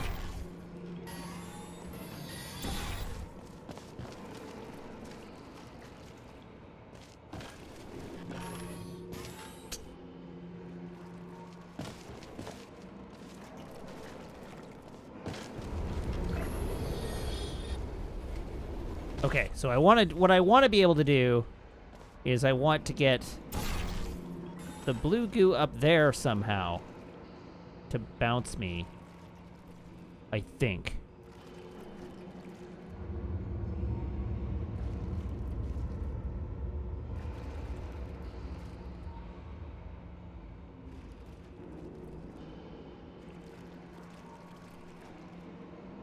I think.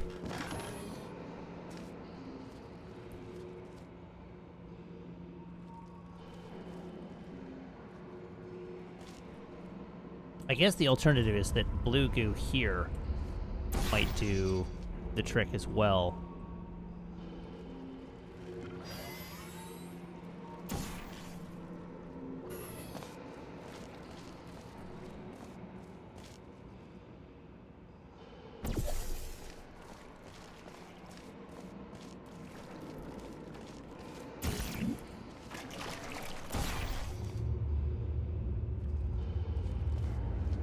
Let's see if that provides me any benefit.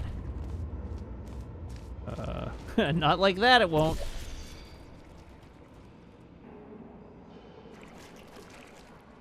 Oh, it's a graded floor. Okay.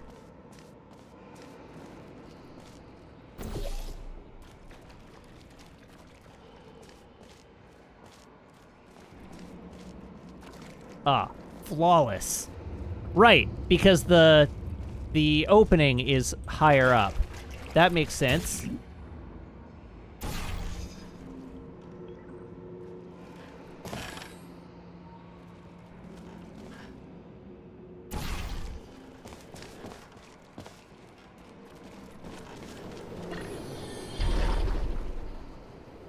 Beauty.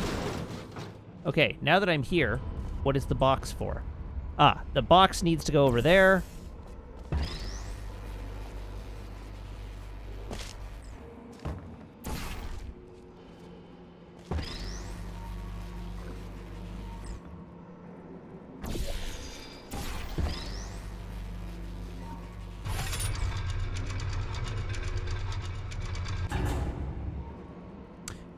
Oh, I see. Huh. All right, so we have a subsequent layer of puzzle that needs to be accomplished here. So let's take that off.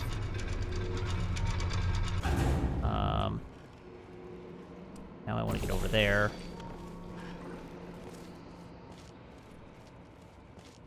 What does our destination over there look like? So we need blue goo on that. We need orange goo on this. And then I think I know what our plan is. So that's the blue portal.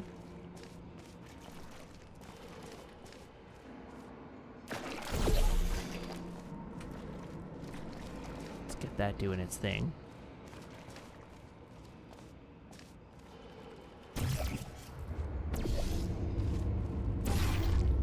Hello, Cameron. How are you? Hello, Raiders. Welcome. Come on in and say hello. You've caught us about halfway through Portal 2, but we are in the process of solving some goo-related puzzles. So settle on in and enjoy the ride and the motion sickness along with me. How was Civ 6 this evening, Cam?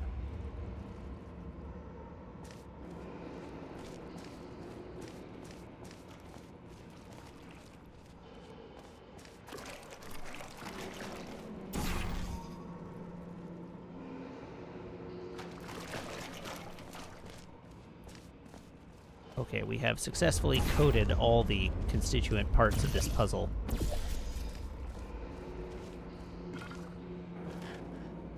So from here, I need to go there.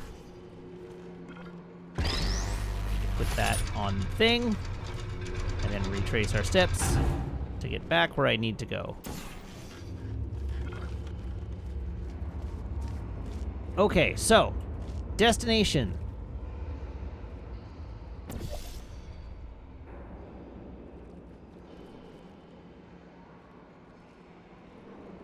Is that going to be fast enough? That's not going to be fast enough. I need to get from here to there, and then...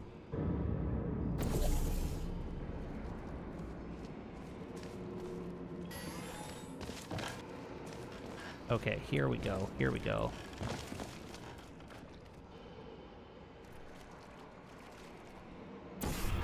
Hell yeah. All right, great. And away we go! In case case you're interested, there's still some positions available for that bonus opportunity Got there. I mentioned earlier. Again, all you gotta do is let us disassemble you. We're not banging rocks together here. We know how to put a man back together. So, that's a complete reassembly. New vitals, spit shine on the old ones, plus we're scooping out tumors. Frankly, you ought to be paying us. Extremely trustworthy.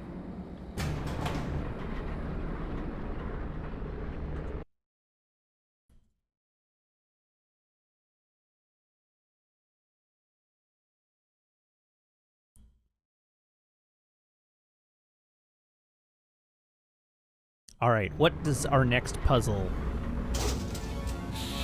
have for us? Thank you. I can't believe I'm thanking these people. For staggering your way through Aperture Science's propulsion gel testing, you've made some real contributions to society for a change, and for that, humanity is grateful. If you had any belongings, please pick them up now. We don't want old newspapers and sticks cluttering up the building. For many of you, I realize $60 is an unprecedented windfall, so don't go spending it all on, I don't know, Carolyn, what do these people buy? Tattered hats? Beard dirt?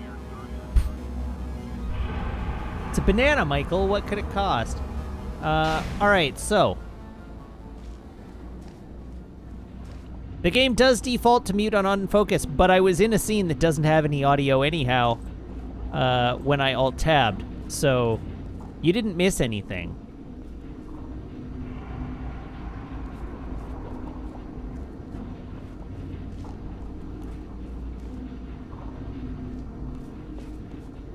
Okay, where am I going? Presumably, I want to get to the other side of this door. Actually, nope. It looks like I want to go up there. Where can I place a portal? There we go. No, the chairs are impossible to move. Okay. Let's give a quick look through here.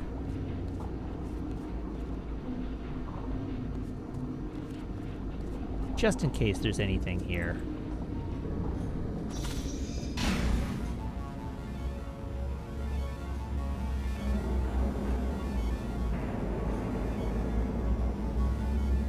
Okay, so. Ah, there we are. And through this way is a door. Great. Carolyn, why do I know this woman?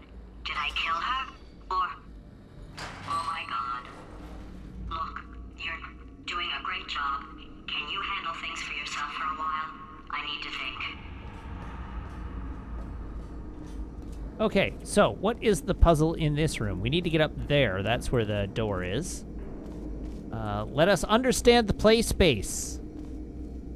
Ah, here we go. We can turn on blue gel and orange gel and white gel this time.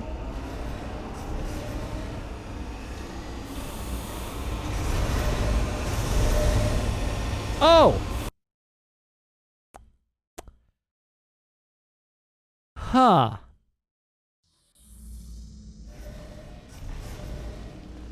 And now we have a crushing disaster. All right.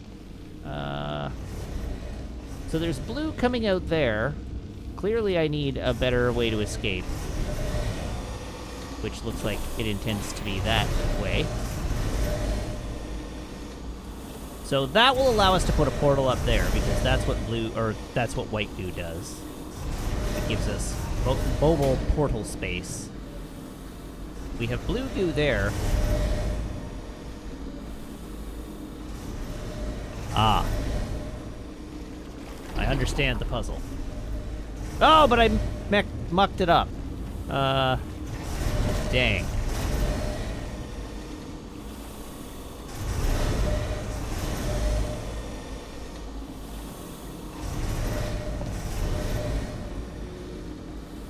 Whee! There we go. All I needed was a little momentum.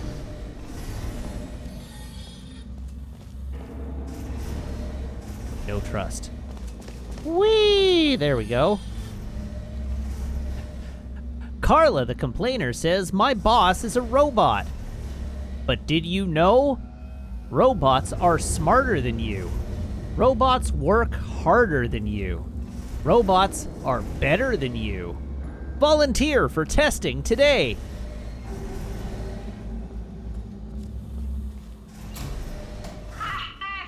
Kill it! It's evil. It flew off. Good. For him. Alright, back to thinking. Okay, so.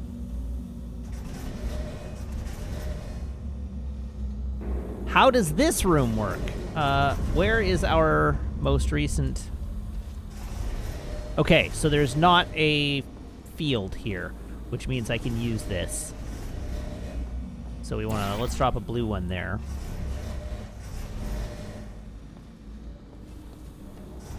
An orange one there. And go. Whee! Sick. Alright, great. Welcome to the Enrich Operations yourself Center. today. Volunteer for testing. Since making test participation mandatory for all employees, the quality of our test subjects has risen dramatically. Employee retention, however, has not. As a result, you may have heard we're going to phase out human testing. There's still a few things left to wrap up, though. The bean counters told me we literally could not afford to buy $7 worth of moon rocks, much less 70 million. Bought them anyway, ground them up, mixed them into a gel. And guess what? Ground up moon rocks are pure poison. I am deathly ill. Still, it turns out they're a great portal conductor. So now, we're gonna see if jumping in and out of these new portals can somehow leach the lunar poison out of a man's bloodstream. When life gives you lemons, make lemonade. Let's all stay positive and do some science. That said, I would really appreciate it if you could test as fast as possible. Carolyn, please bring me more pain pills. All right, know your paradoxes. In the event of a rogue AI. 1. Stand still. 2. Remain calm. 3. Scream. This statement is false. New mission. Refuse this mission. Does a set of all sets contain itself?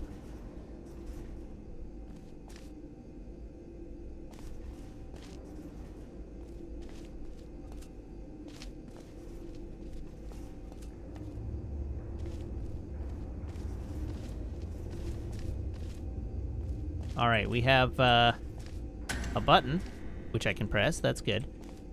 Remember, robots don't sleep. They can test and do your job. Volunteer for testing today.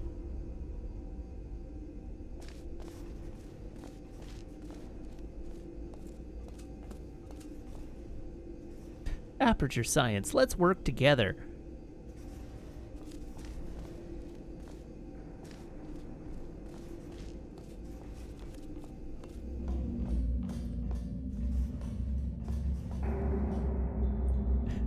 Okay, so the last one apparently is not a paradox, but Carsmith says the proper paradox is, does a set that all sets that do not contain themselves contain itself? I see.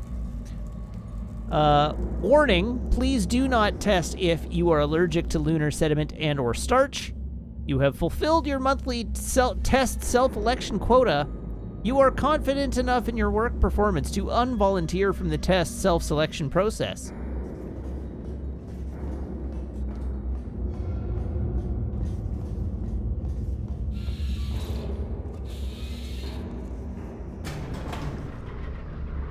And I have boarded an elevator.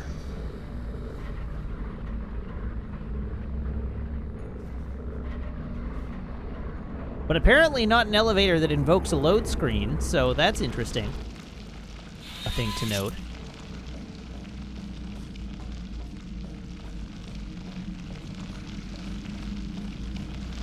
All right, what is the nature of this test space? We have white goo.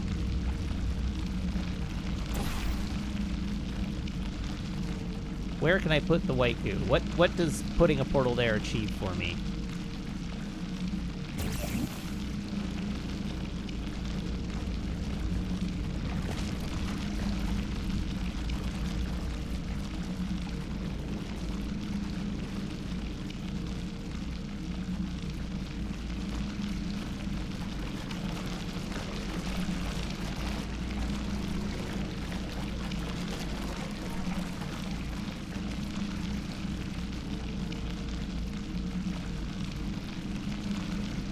don't seem to have a receptacle for the white goo.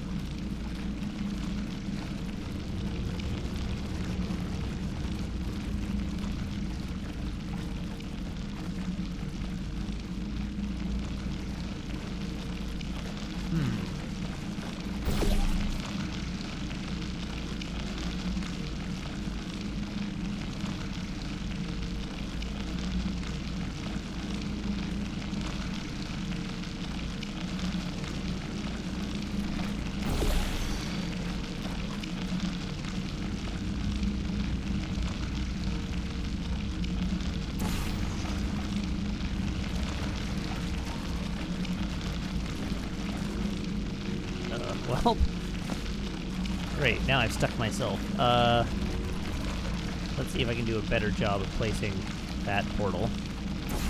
Like there, maybe. Now, have I trapped myself in geometry? I have not! Hooray! Okay. So...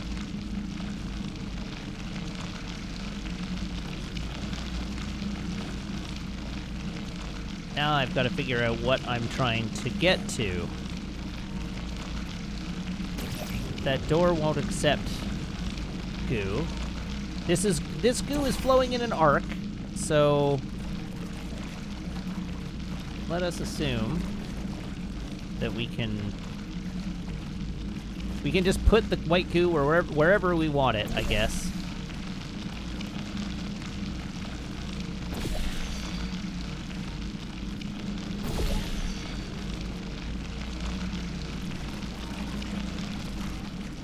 Sufficient.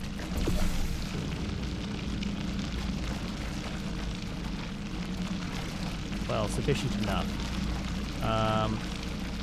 Has that actually accomplished anything for me?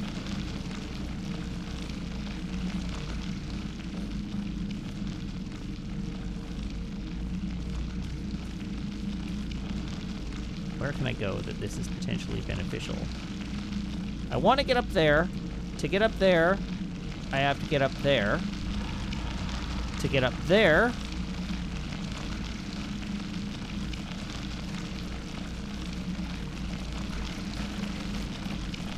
I need some vertical, which may or may not be achievable.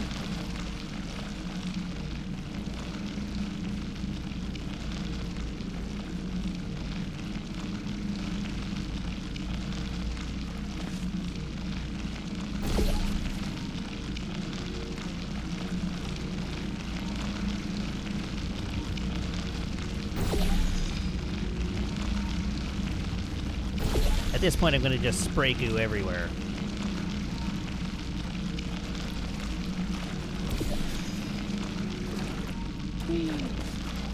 Okay, so let us see. Let's put the orange one there. And blue one here. And see if that's enough. It is not. So, what would be enough? What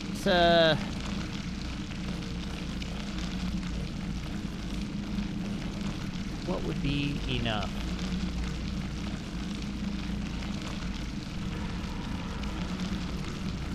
How can I get more vertical?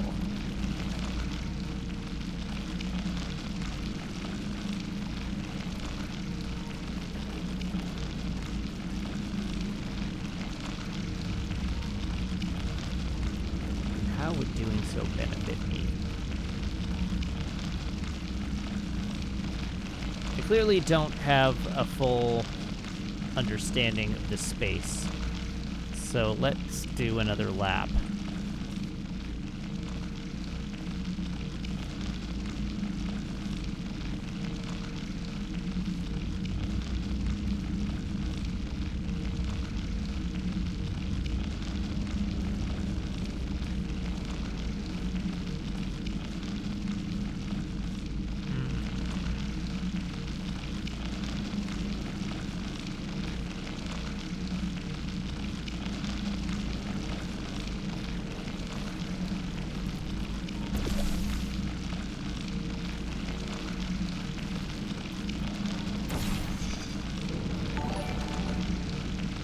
Whoops.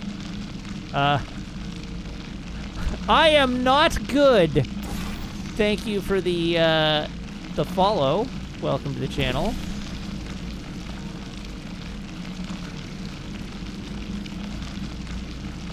Okay, that's not gonna work.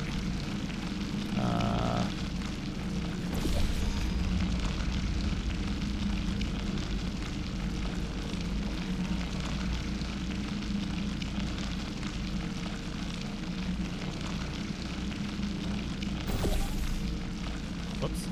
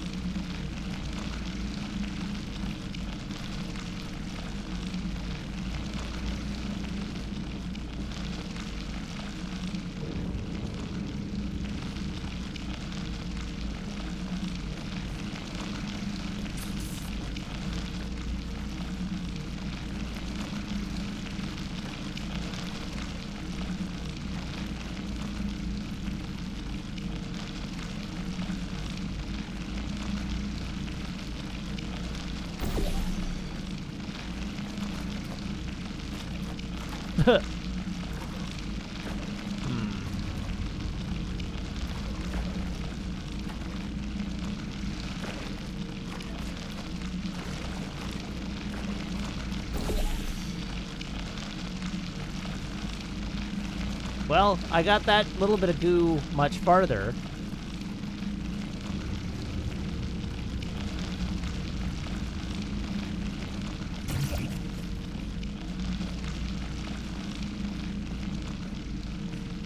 This has got me stumped.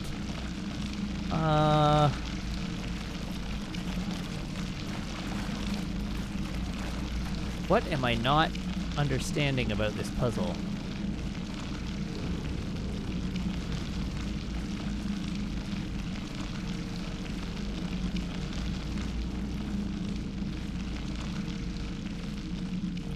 It might be time for one of Sniper's patented non-hint hints.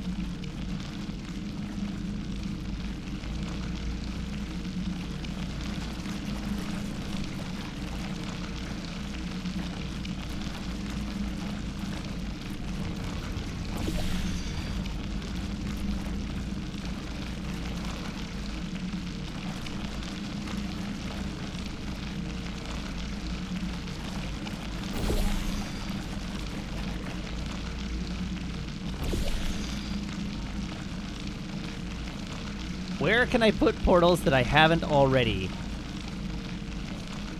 Where can I put portals that I haven't already? That's a great question.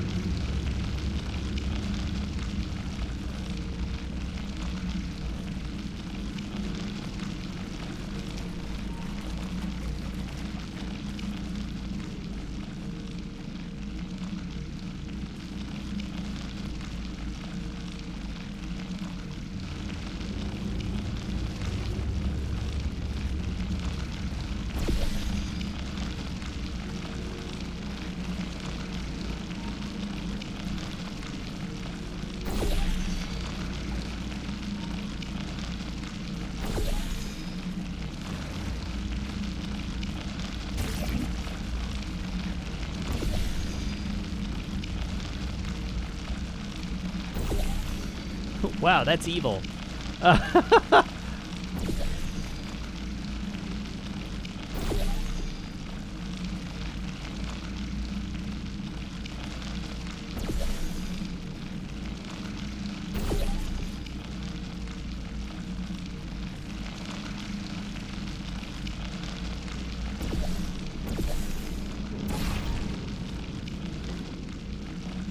All right, well, I've certainly got more vertical now, don't I?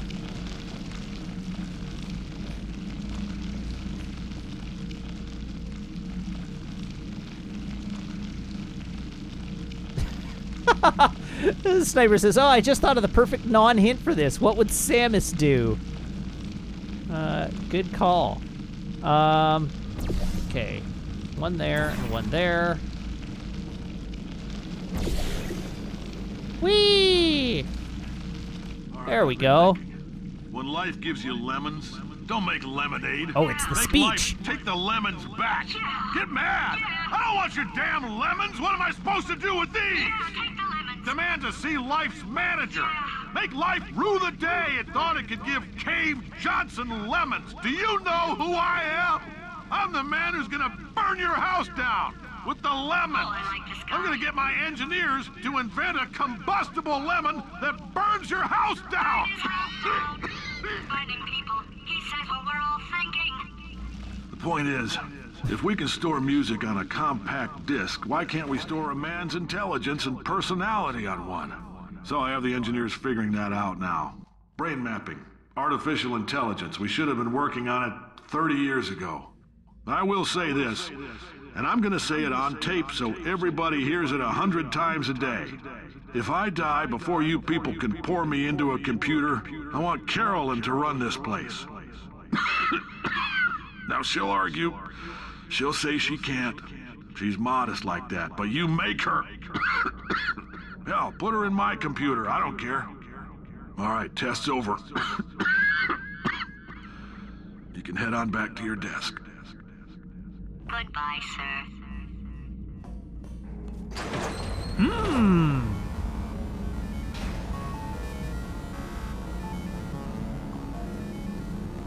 I like that the guy on this sign is basically just Professor Newtonium from from Powerpuff Girls.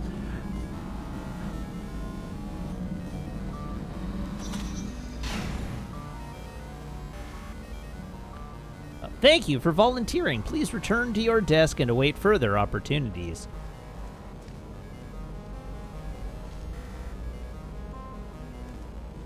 Elevator to surface. This way.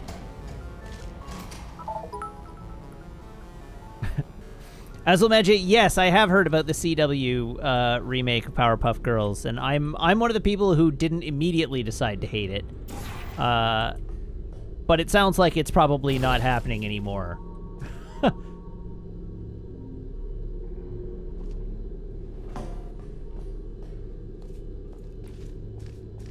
It's in production hell now. They did a pilot for it that wasn't super successful, and then what's her name? Why can I not think of her name? The woman who played Daisy on Agents of S.H.I.E.L.D. was supposed to be Blossom, I want to say, and she's now left the project. So it's probably Chloe Bennett. That's right. Chloe Bennett has left the project, and so it's probably dead in the water at this point.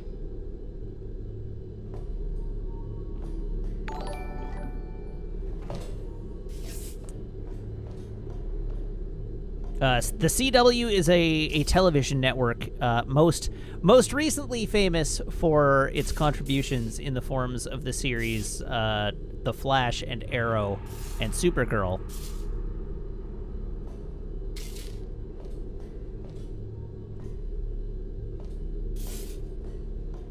And Riverdale. Riverdale is like Netflix in Canada, so it's this. I wasn't sure if Riverdale actually airs on the CW or if it is still like it's the same production company, but I couldn't remember whether it was the same, whether it was also airing on the CW. But yes, Superman and Lois is correct.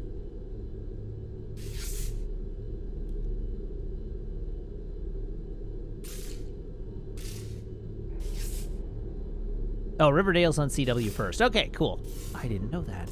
Also, thank you to Dom/Ryan and Ryban89 for the follows. Thank you. Oh. I appear to have not successfully defeated this puzzle. Not nearly as defeated as I thought.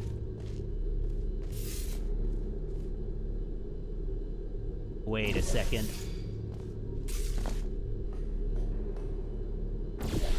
Ha ha ha!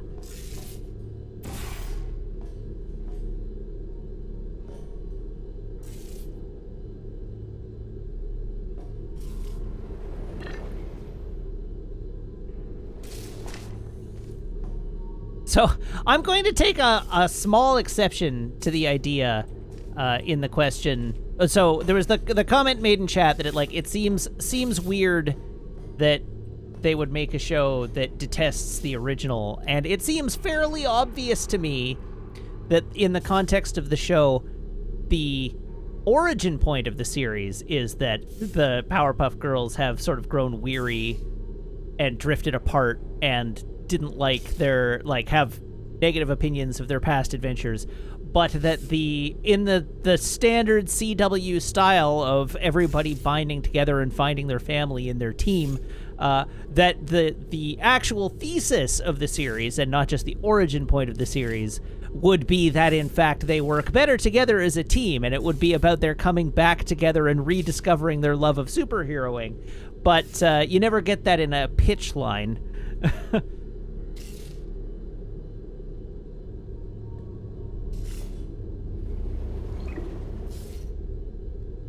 Oh, I missed it again.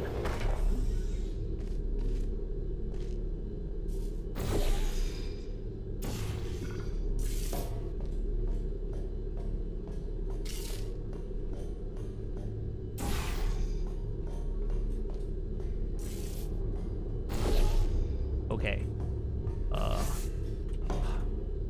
Hup. Let's get some more. Aha! Dang it! Oh no, what have I done?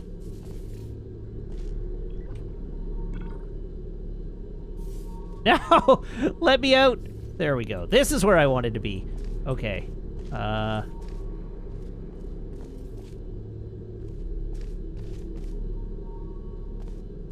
This is sort of where I wanted to be.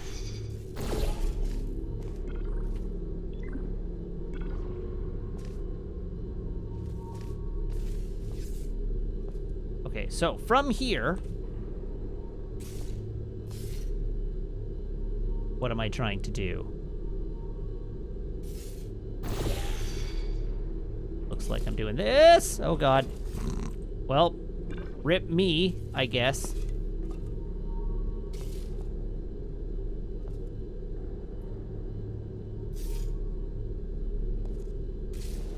Whee! Okay, but that accomplished me nothing. So, what is my actual objective here? Aha! I have located my actual objective. Now I just need to locate it fast enough to be able to do literally anything with it. Damn it!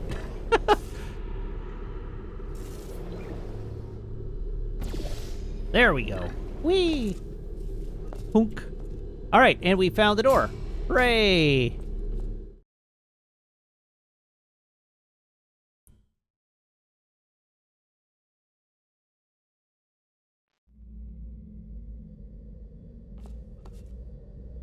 Oh. Why does this room exist?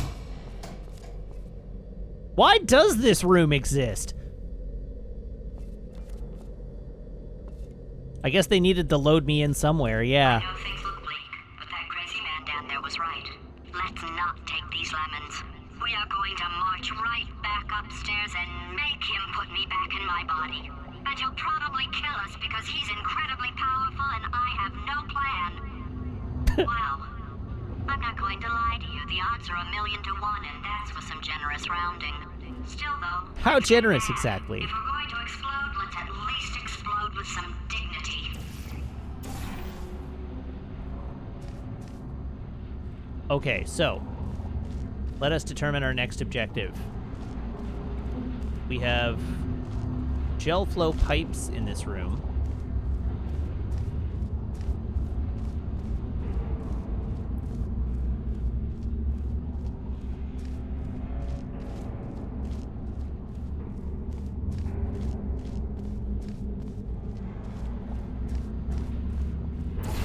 I don't get the sense that this is going to do me much. Wait a second.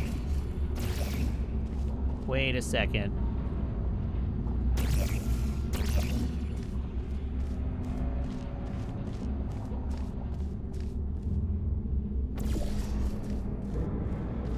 Take that, nerd. Oh.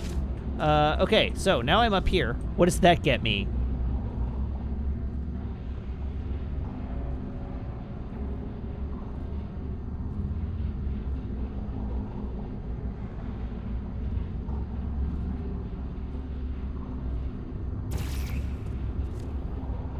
Fully not anything. But it probably gets me this, yeah. Aha.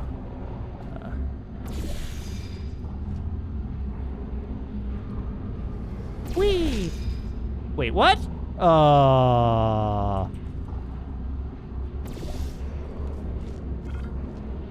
Helps to actually do it right, I guess. Alright, let's try that again. Whee! Beautiful. Alright, now we have bouncy goo. What is the bouncy goo for?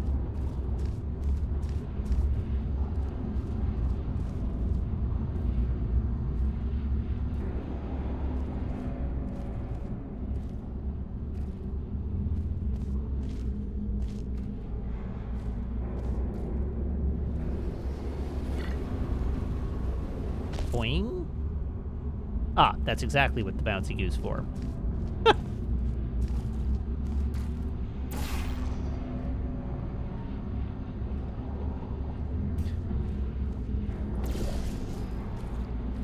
Beautiful.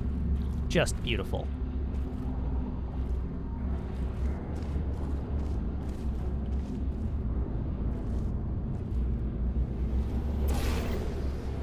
Whee! Boing. Oh dear. Alright, good. Everything's fine. Nothing is broken.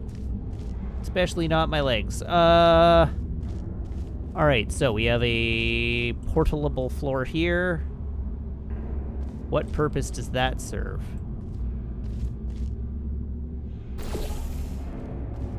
Let's find out.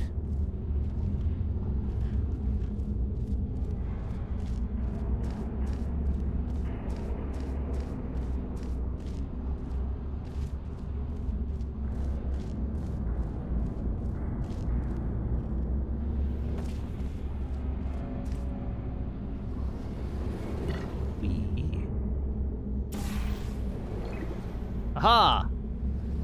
I emerge victorious. Okay, let us proceed.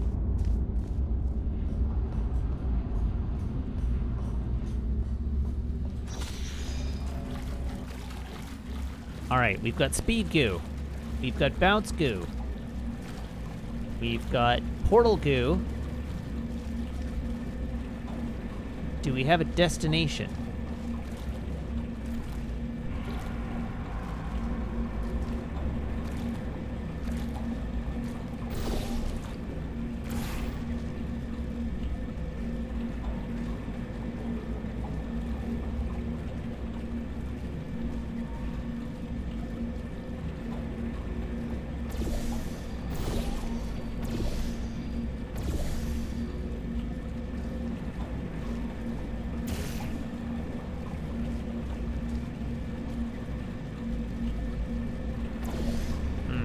Maybe what I really want to do is this.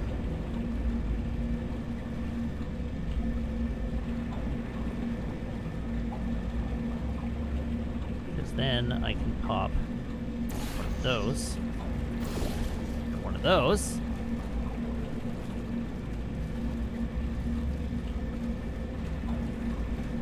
And perhaps one of these.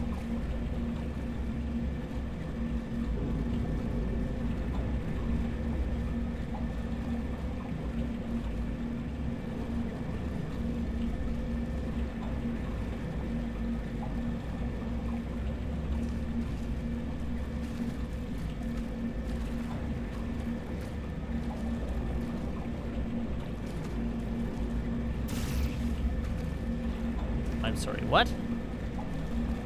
Blue, there we are. Just so that I don't do something incorrect here. Alright, so you're orange goo. I want orange goo here, so I want to put a blue portal there.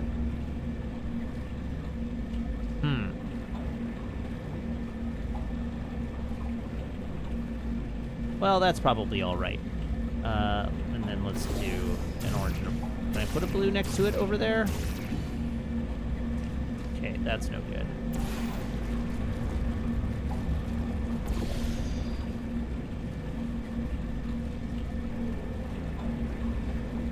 Huh.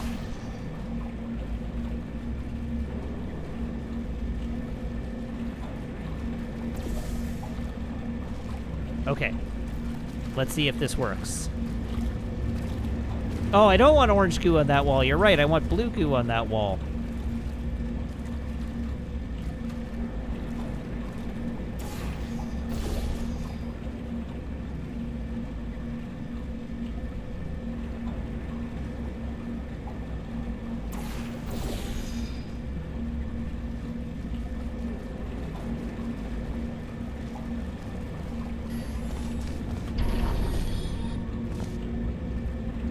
Well.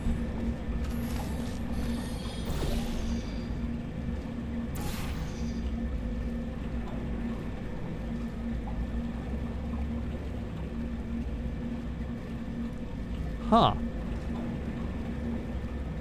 Well, I really mucked that up, didn't I?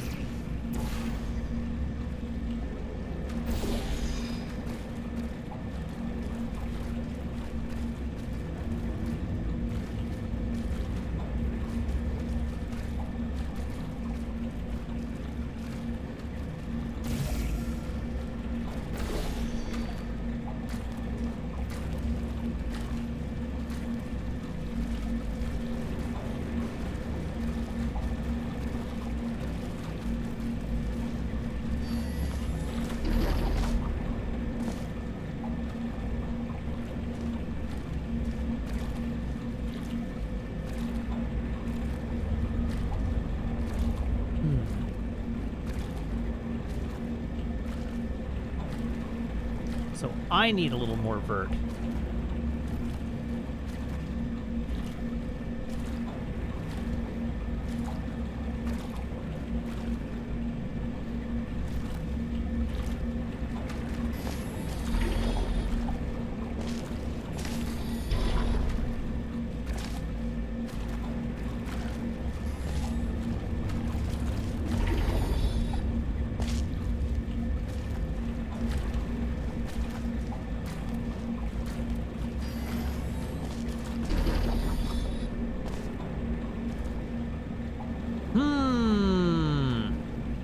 Oh.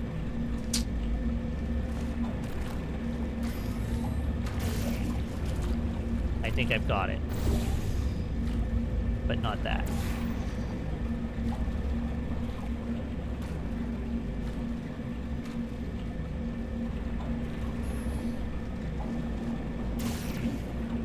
I really want a way to get my portals out from under the blobs of paint without spraying paint everywhere.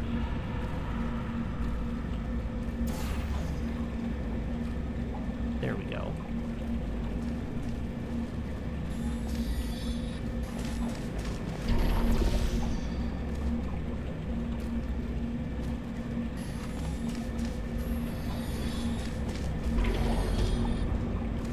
Whoops. Now I just have to actually hit the portal.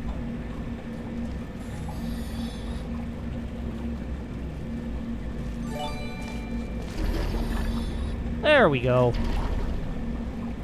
Oh. What?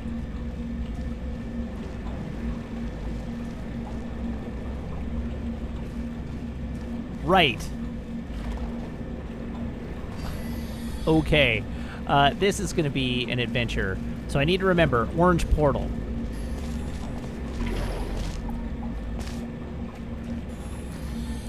Rockbusher, thank you for the resub, saying, Matt, covering the wall in white goo. Wiggins.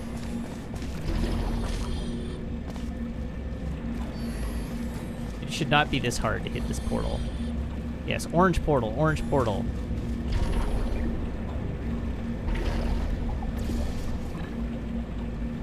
Whoa, what? Oh. Huh.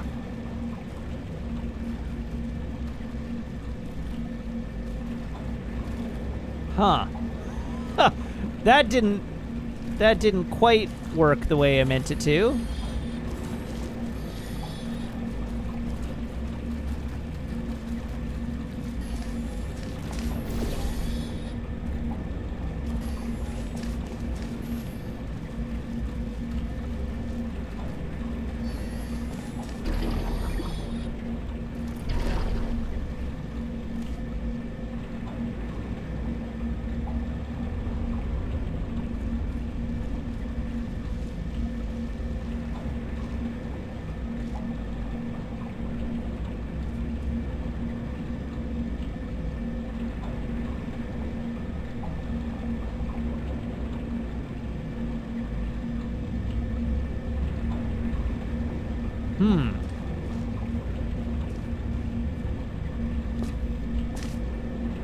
There's not a hole in that floor. It sort of feels like it wants me to be bouncy here.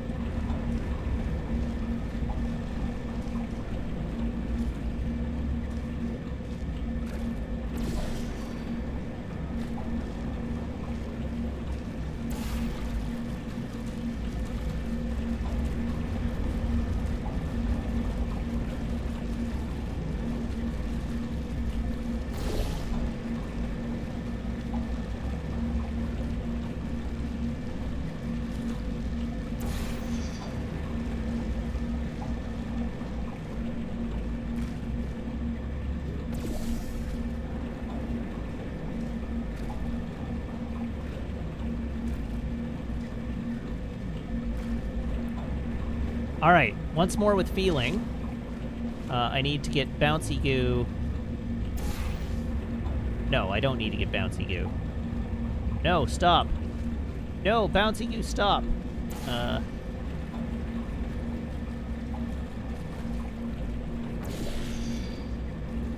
Okay, white goo there, bouncy goo there. Of course, now I've hecked it, so...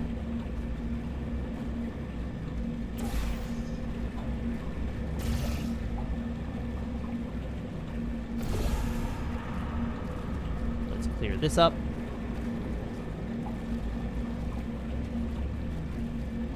Okay, orange portal there. All right, this time I need to think... No, I don't need to think portals at all. But... Boing. Boing. There we go. Oh, no! All right, what is my objective here?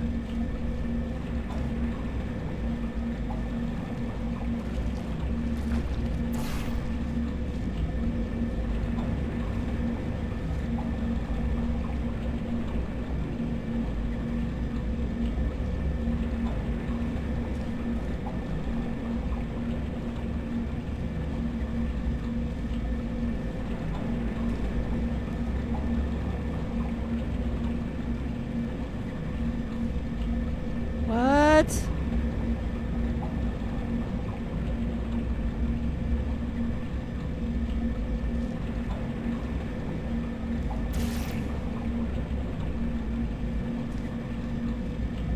So I think my objective is to get up onto that platform. That platform.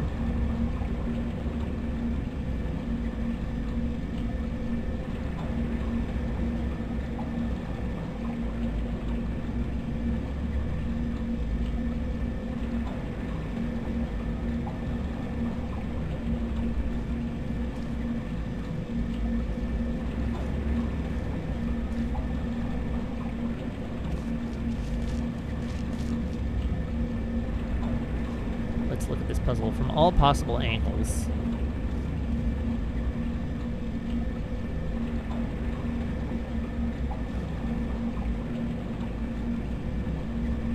Oh, balls. Rip.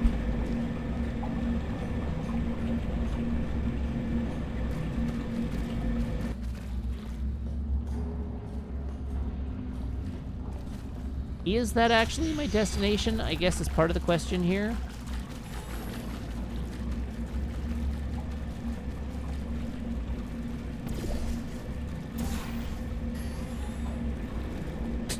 Whoops.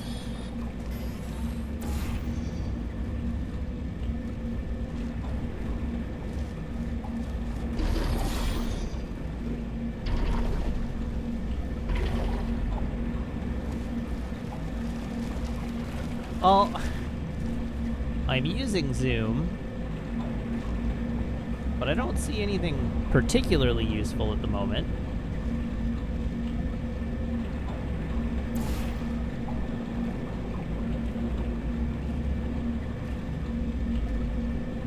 There's other places to look up.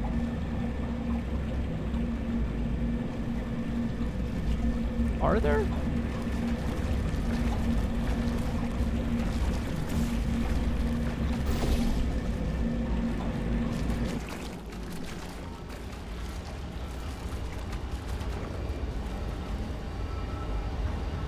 Oh, well, now I'm on the platform. Okay. So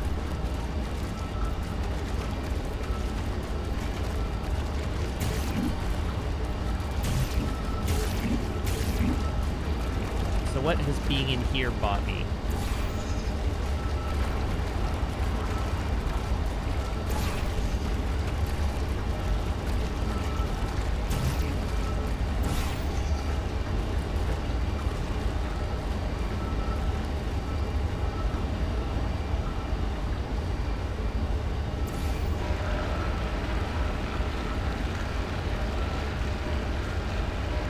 Oh, good grief.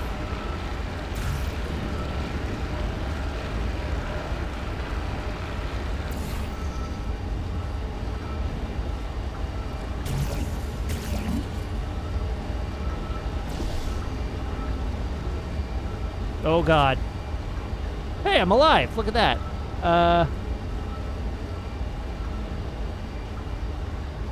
But where am I? Ooh.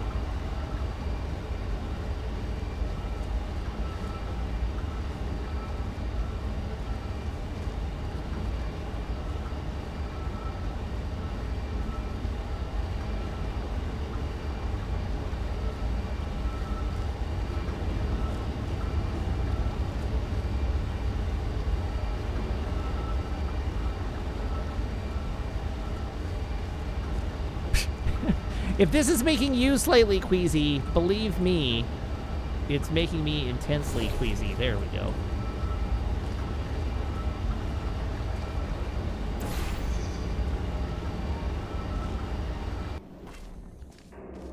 Woo! That was a doozy.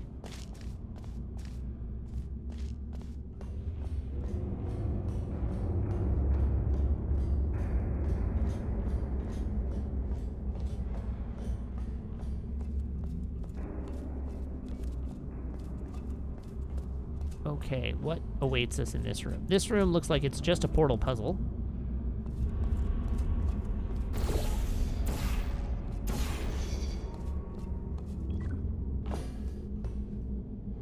And seemingly only barely a portal puzzle at that. What tools do I have at my disposal here? Maybe that was cocky. Maybe that was a cocky thing to say.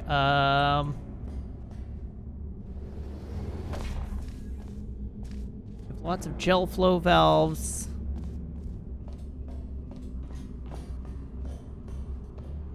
Or gel flow pipes. The valves remain to be seen. It doesn't actually look like we have any gel flow valves.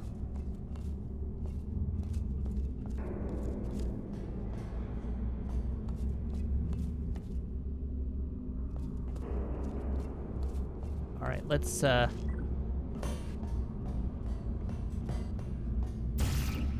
Okay, I can't portal the tops of the tanks. Ah, here we go.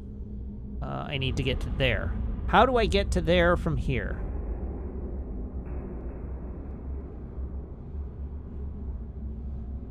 What is my approach?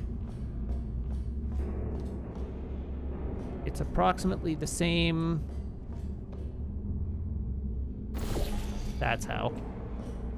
That's how.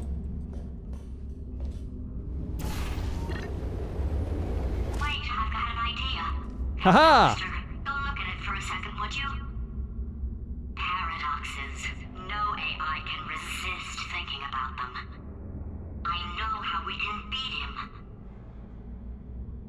All right, cool. Great. Hatch override.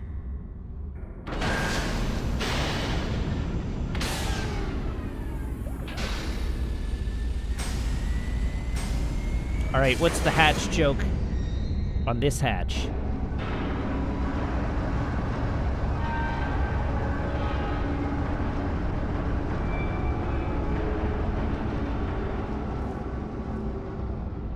Oh, no joke on this hatch.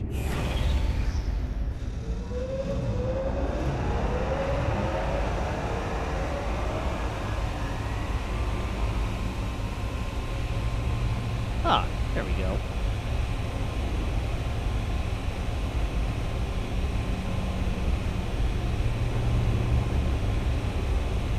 now we have to get to the elevator, presumably.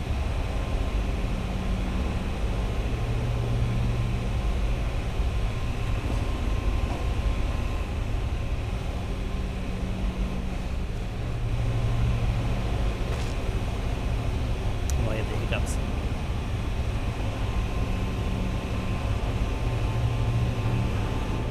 Elevator. If you can get me in front of him, I'll fry every circuit in that little idiot's head. As long as I don't listen to what I'm saying, I should be okay. Probably.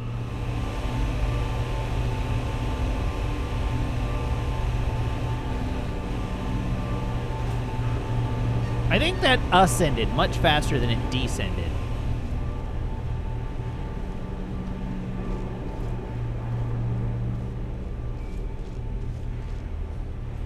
Okay, so it's not the most watertight plan to go confront an omnipotent power mad AI with. Still, it's a better plan than exploding. Marginally.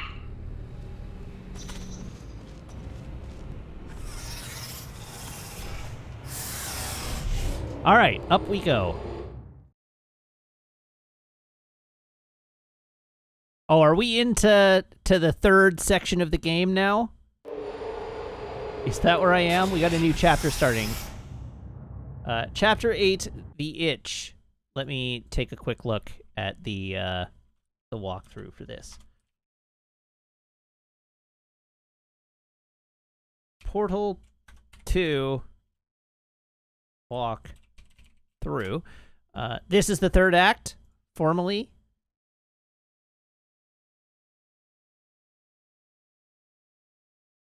All right.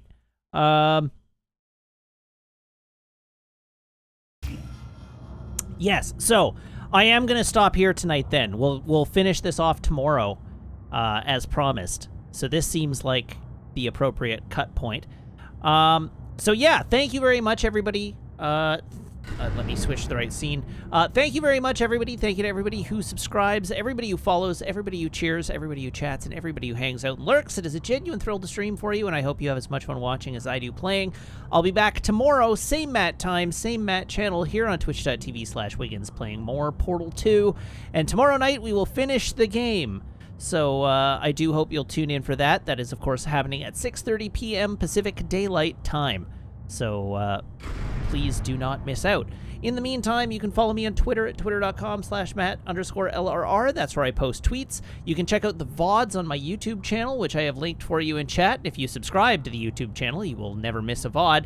I also have a Discord server. If you're a subscriber here, you can join the Discord by making sure your Twitch account and your Discord account are linked in Discord's backend, where my server will appear to you as if by magic among your linked servers. And I have an Instagram and a Letterboxd that might provide you some interesting entertainment as well, if you so desire. Let's have a quick look just to see who's online this evening. Waiting. Let's raid Jordan tonight. Everybody hop aboard this raid train. We're going to go see Jordan. And I wish you all a great evening. Have a happy Thursday, and I will see you back here tomorrow night. Until then, so long and goodbye.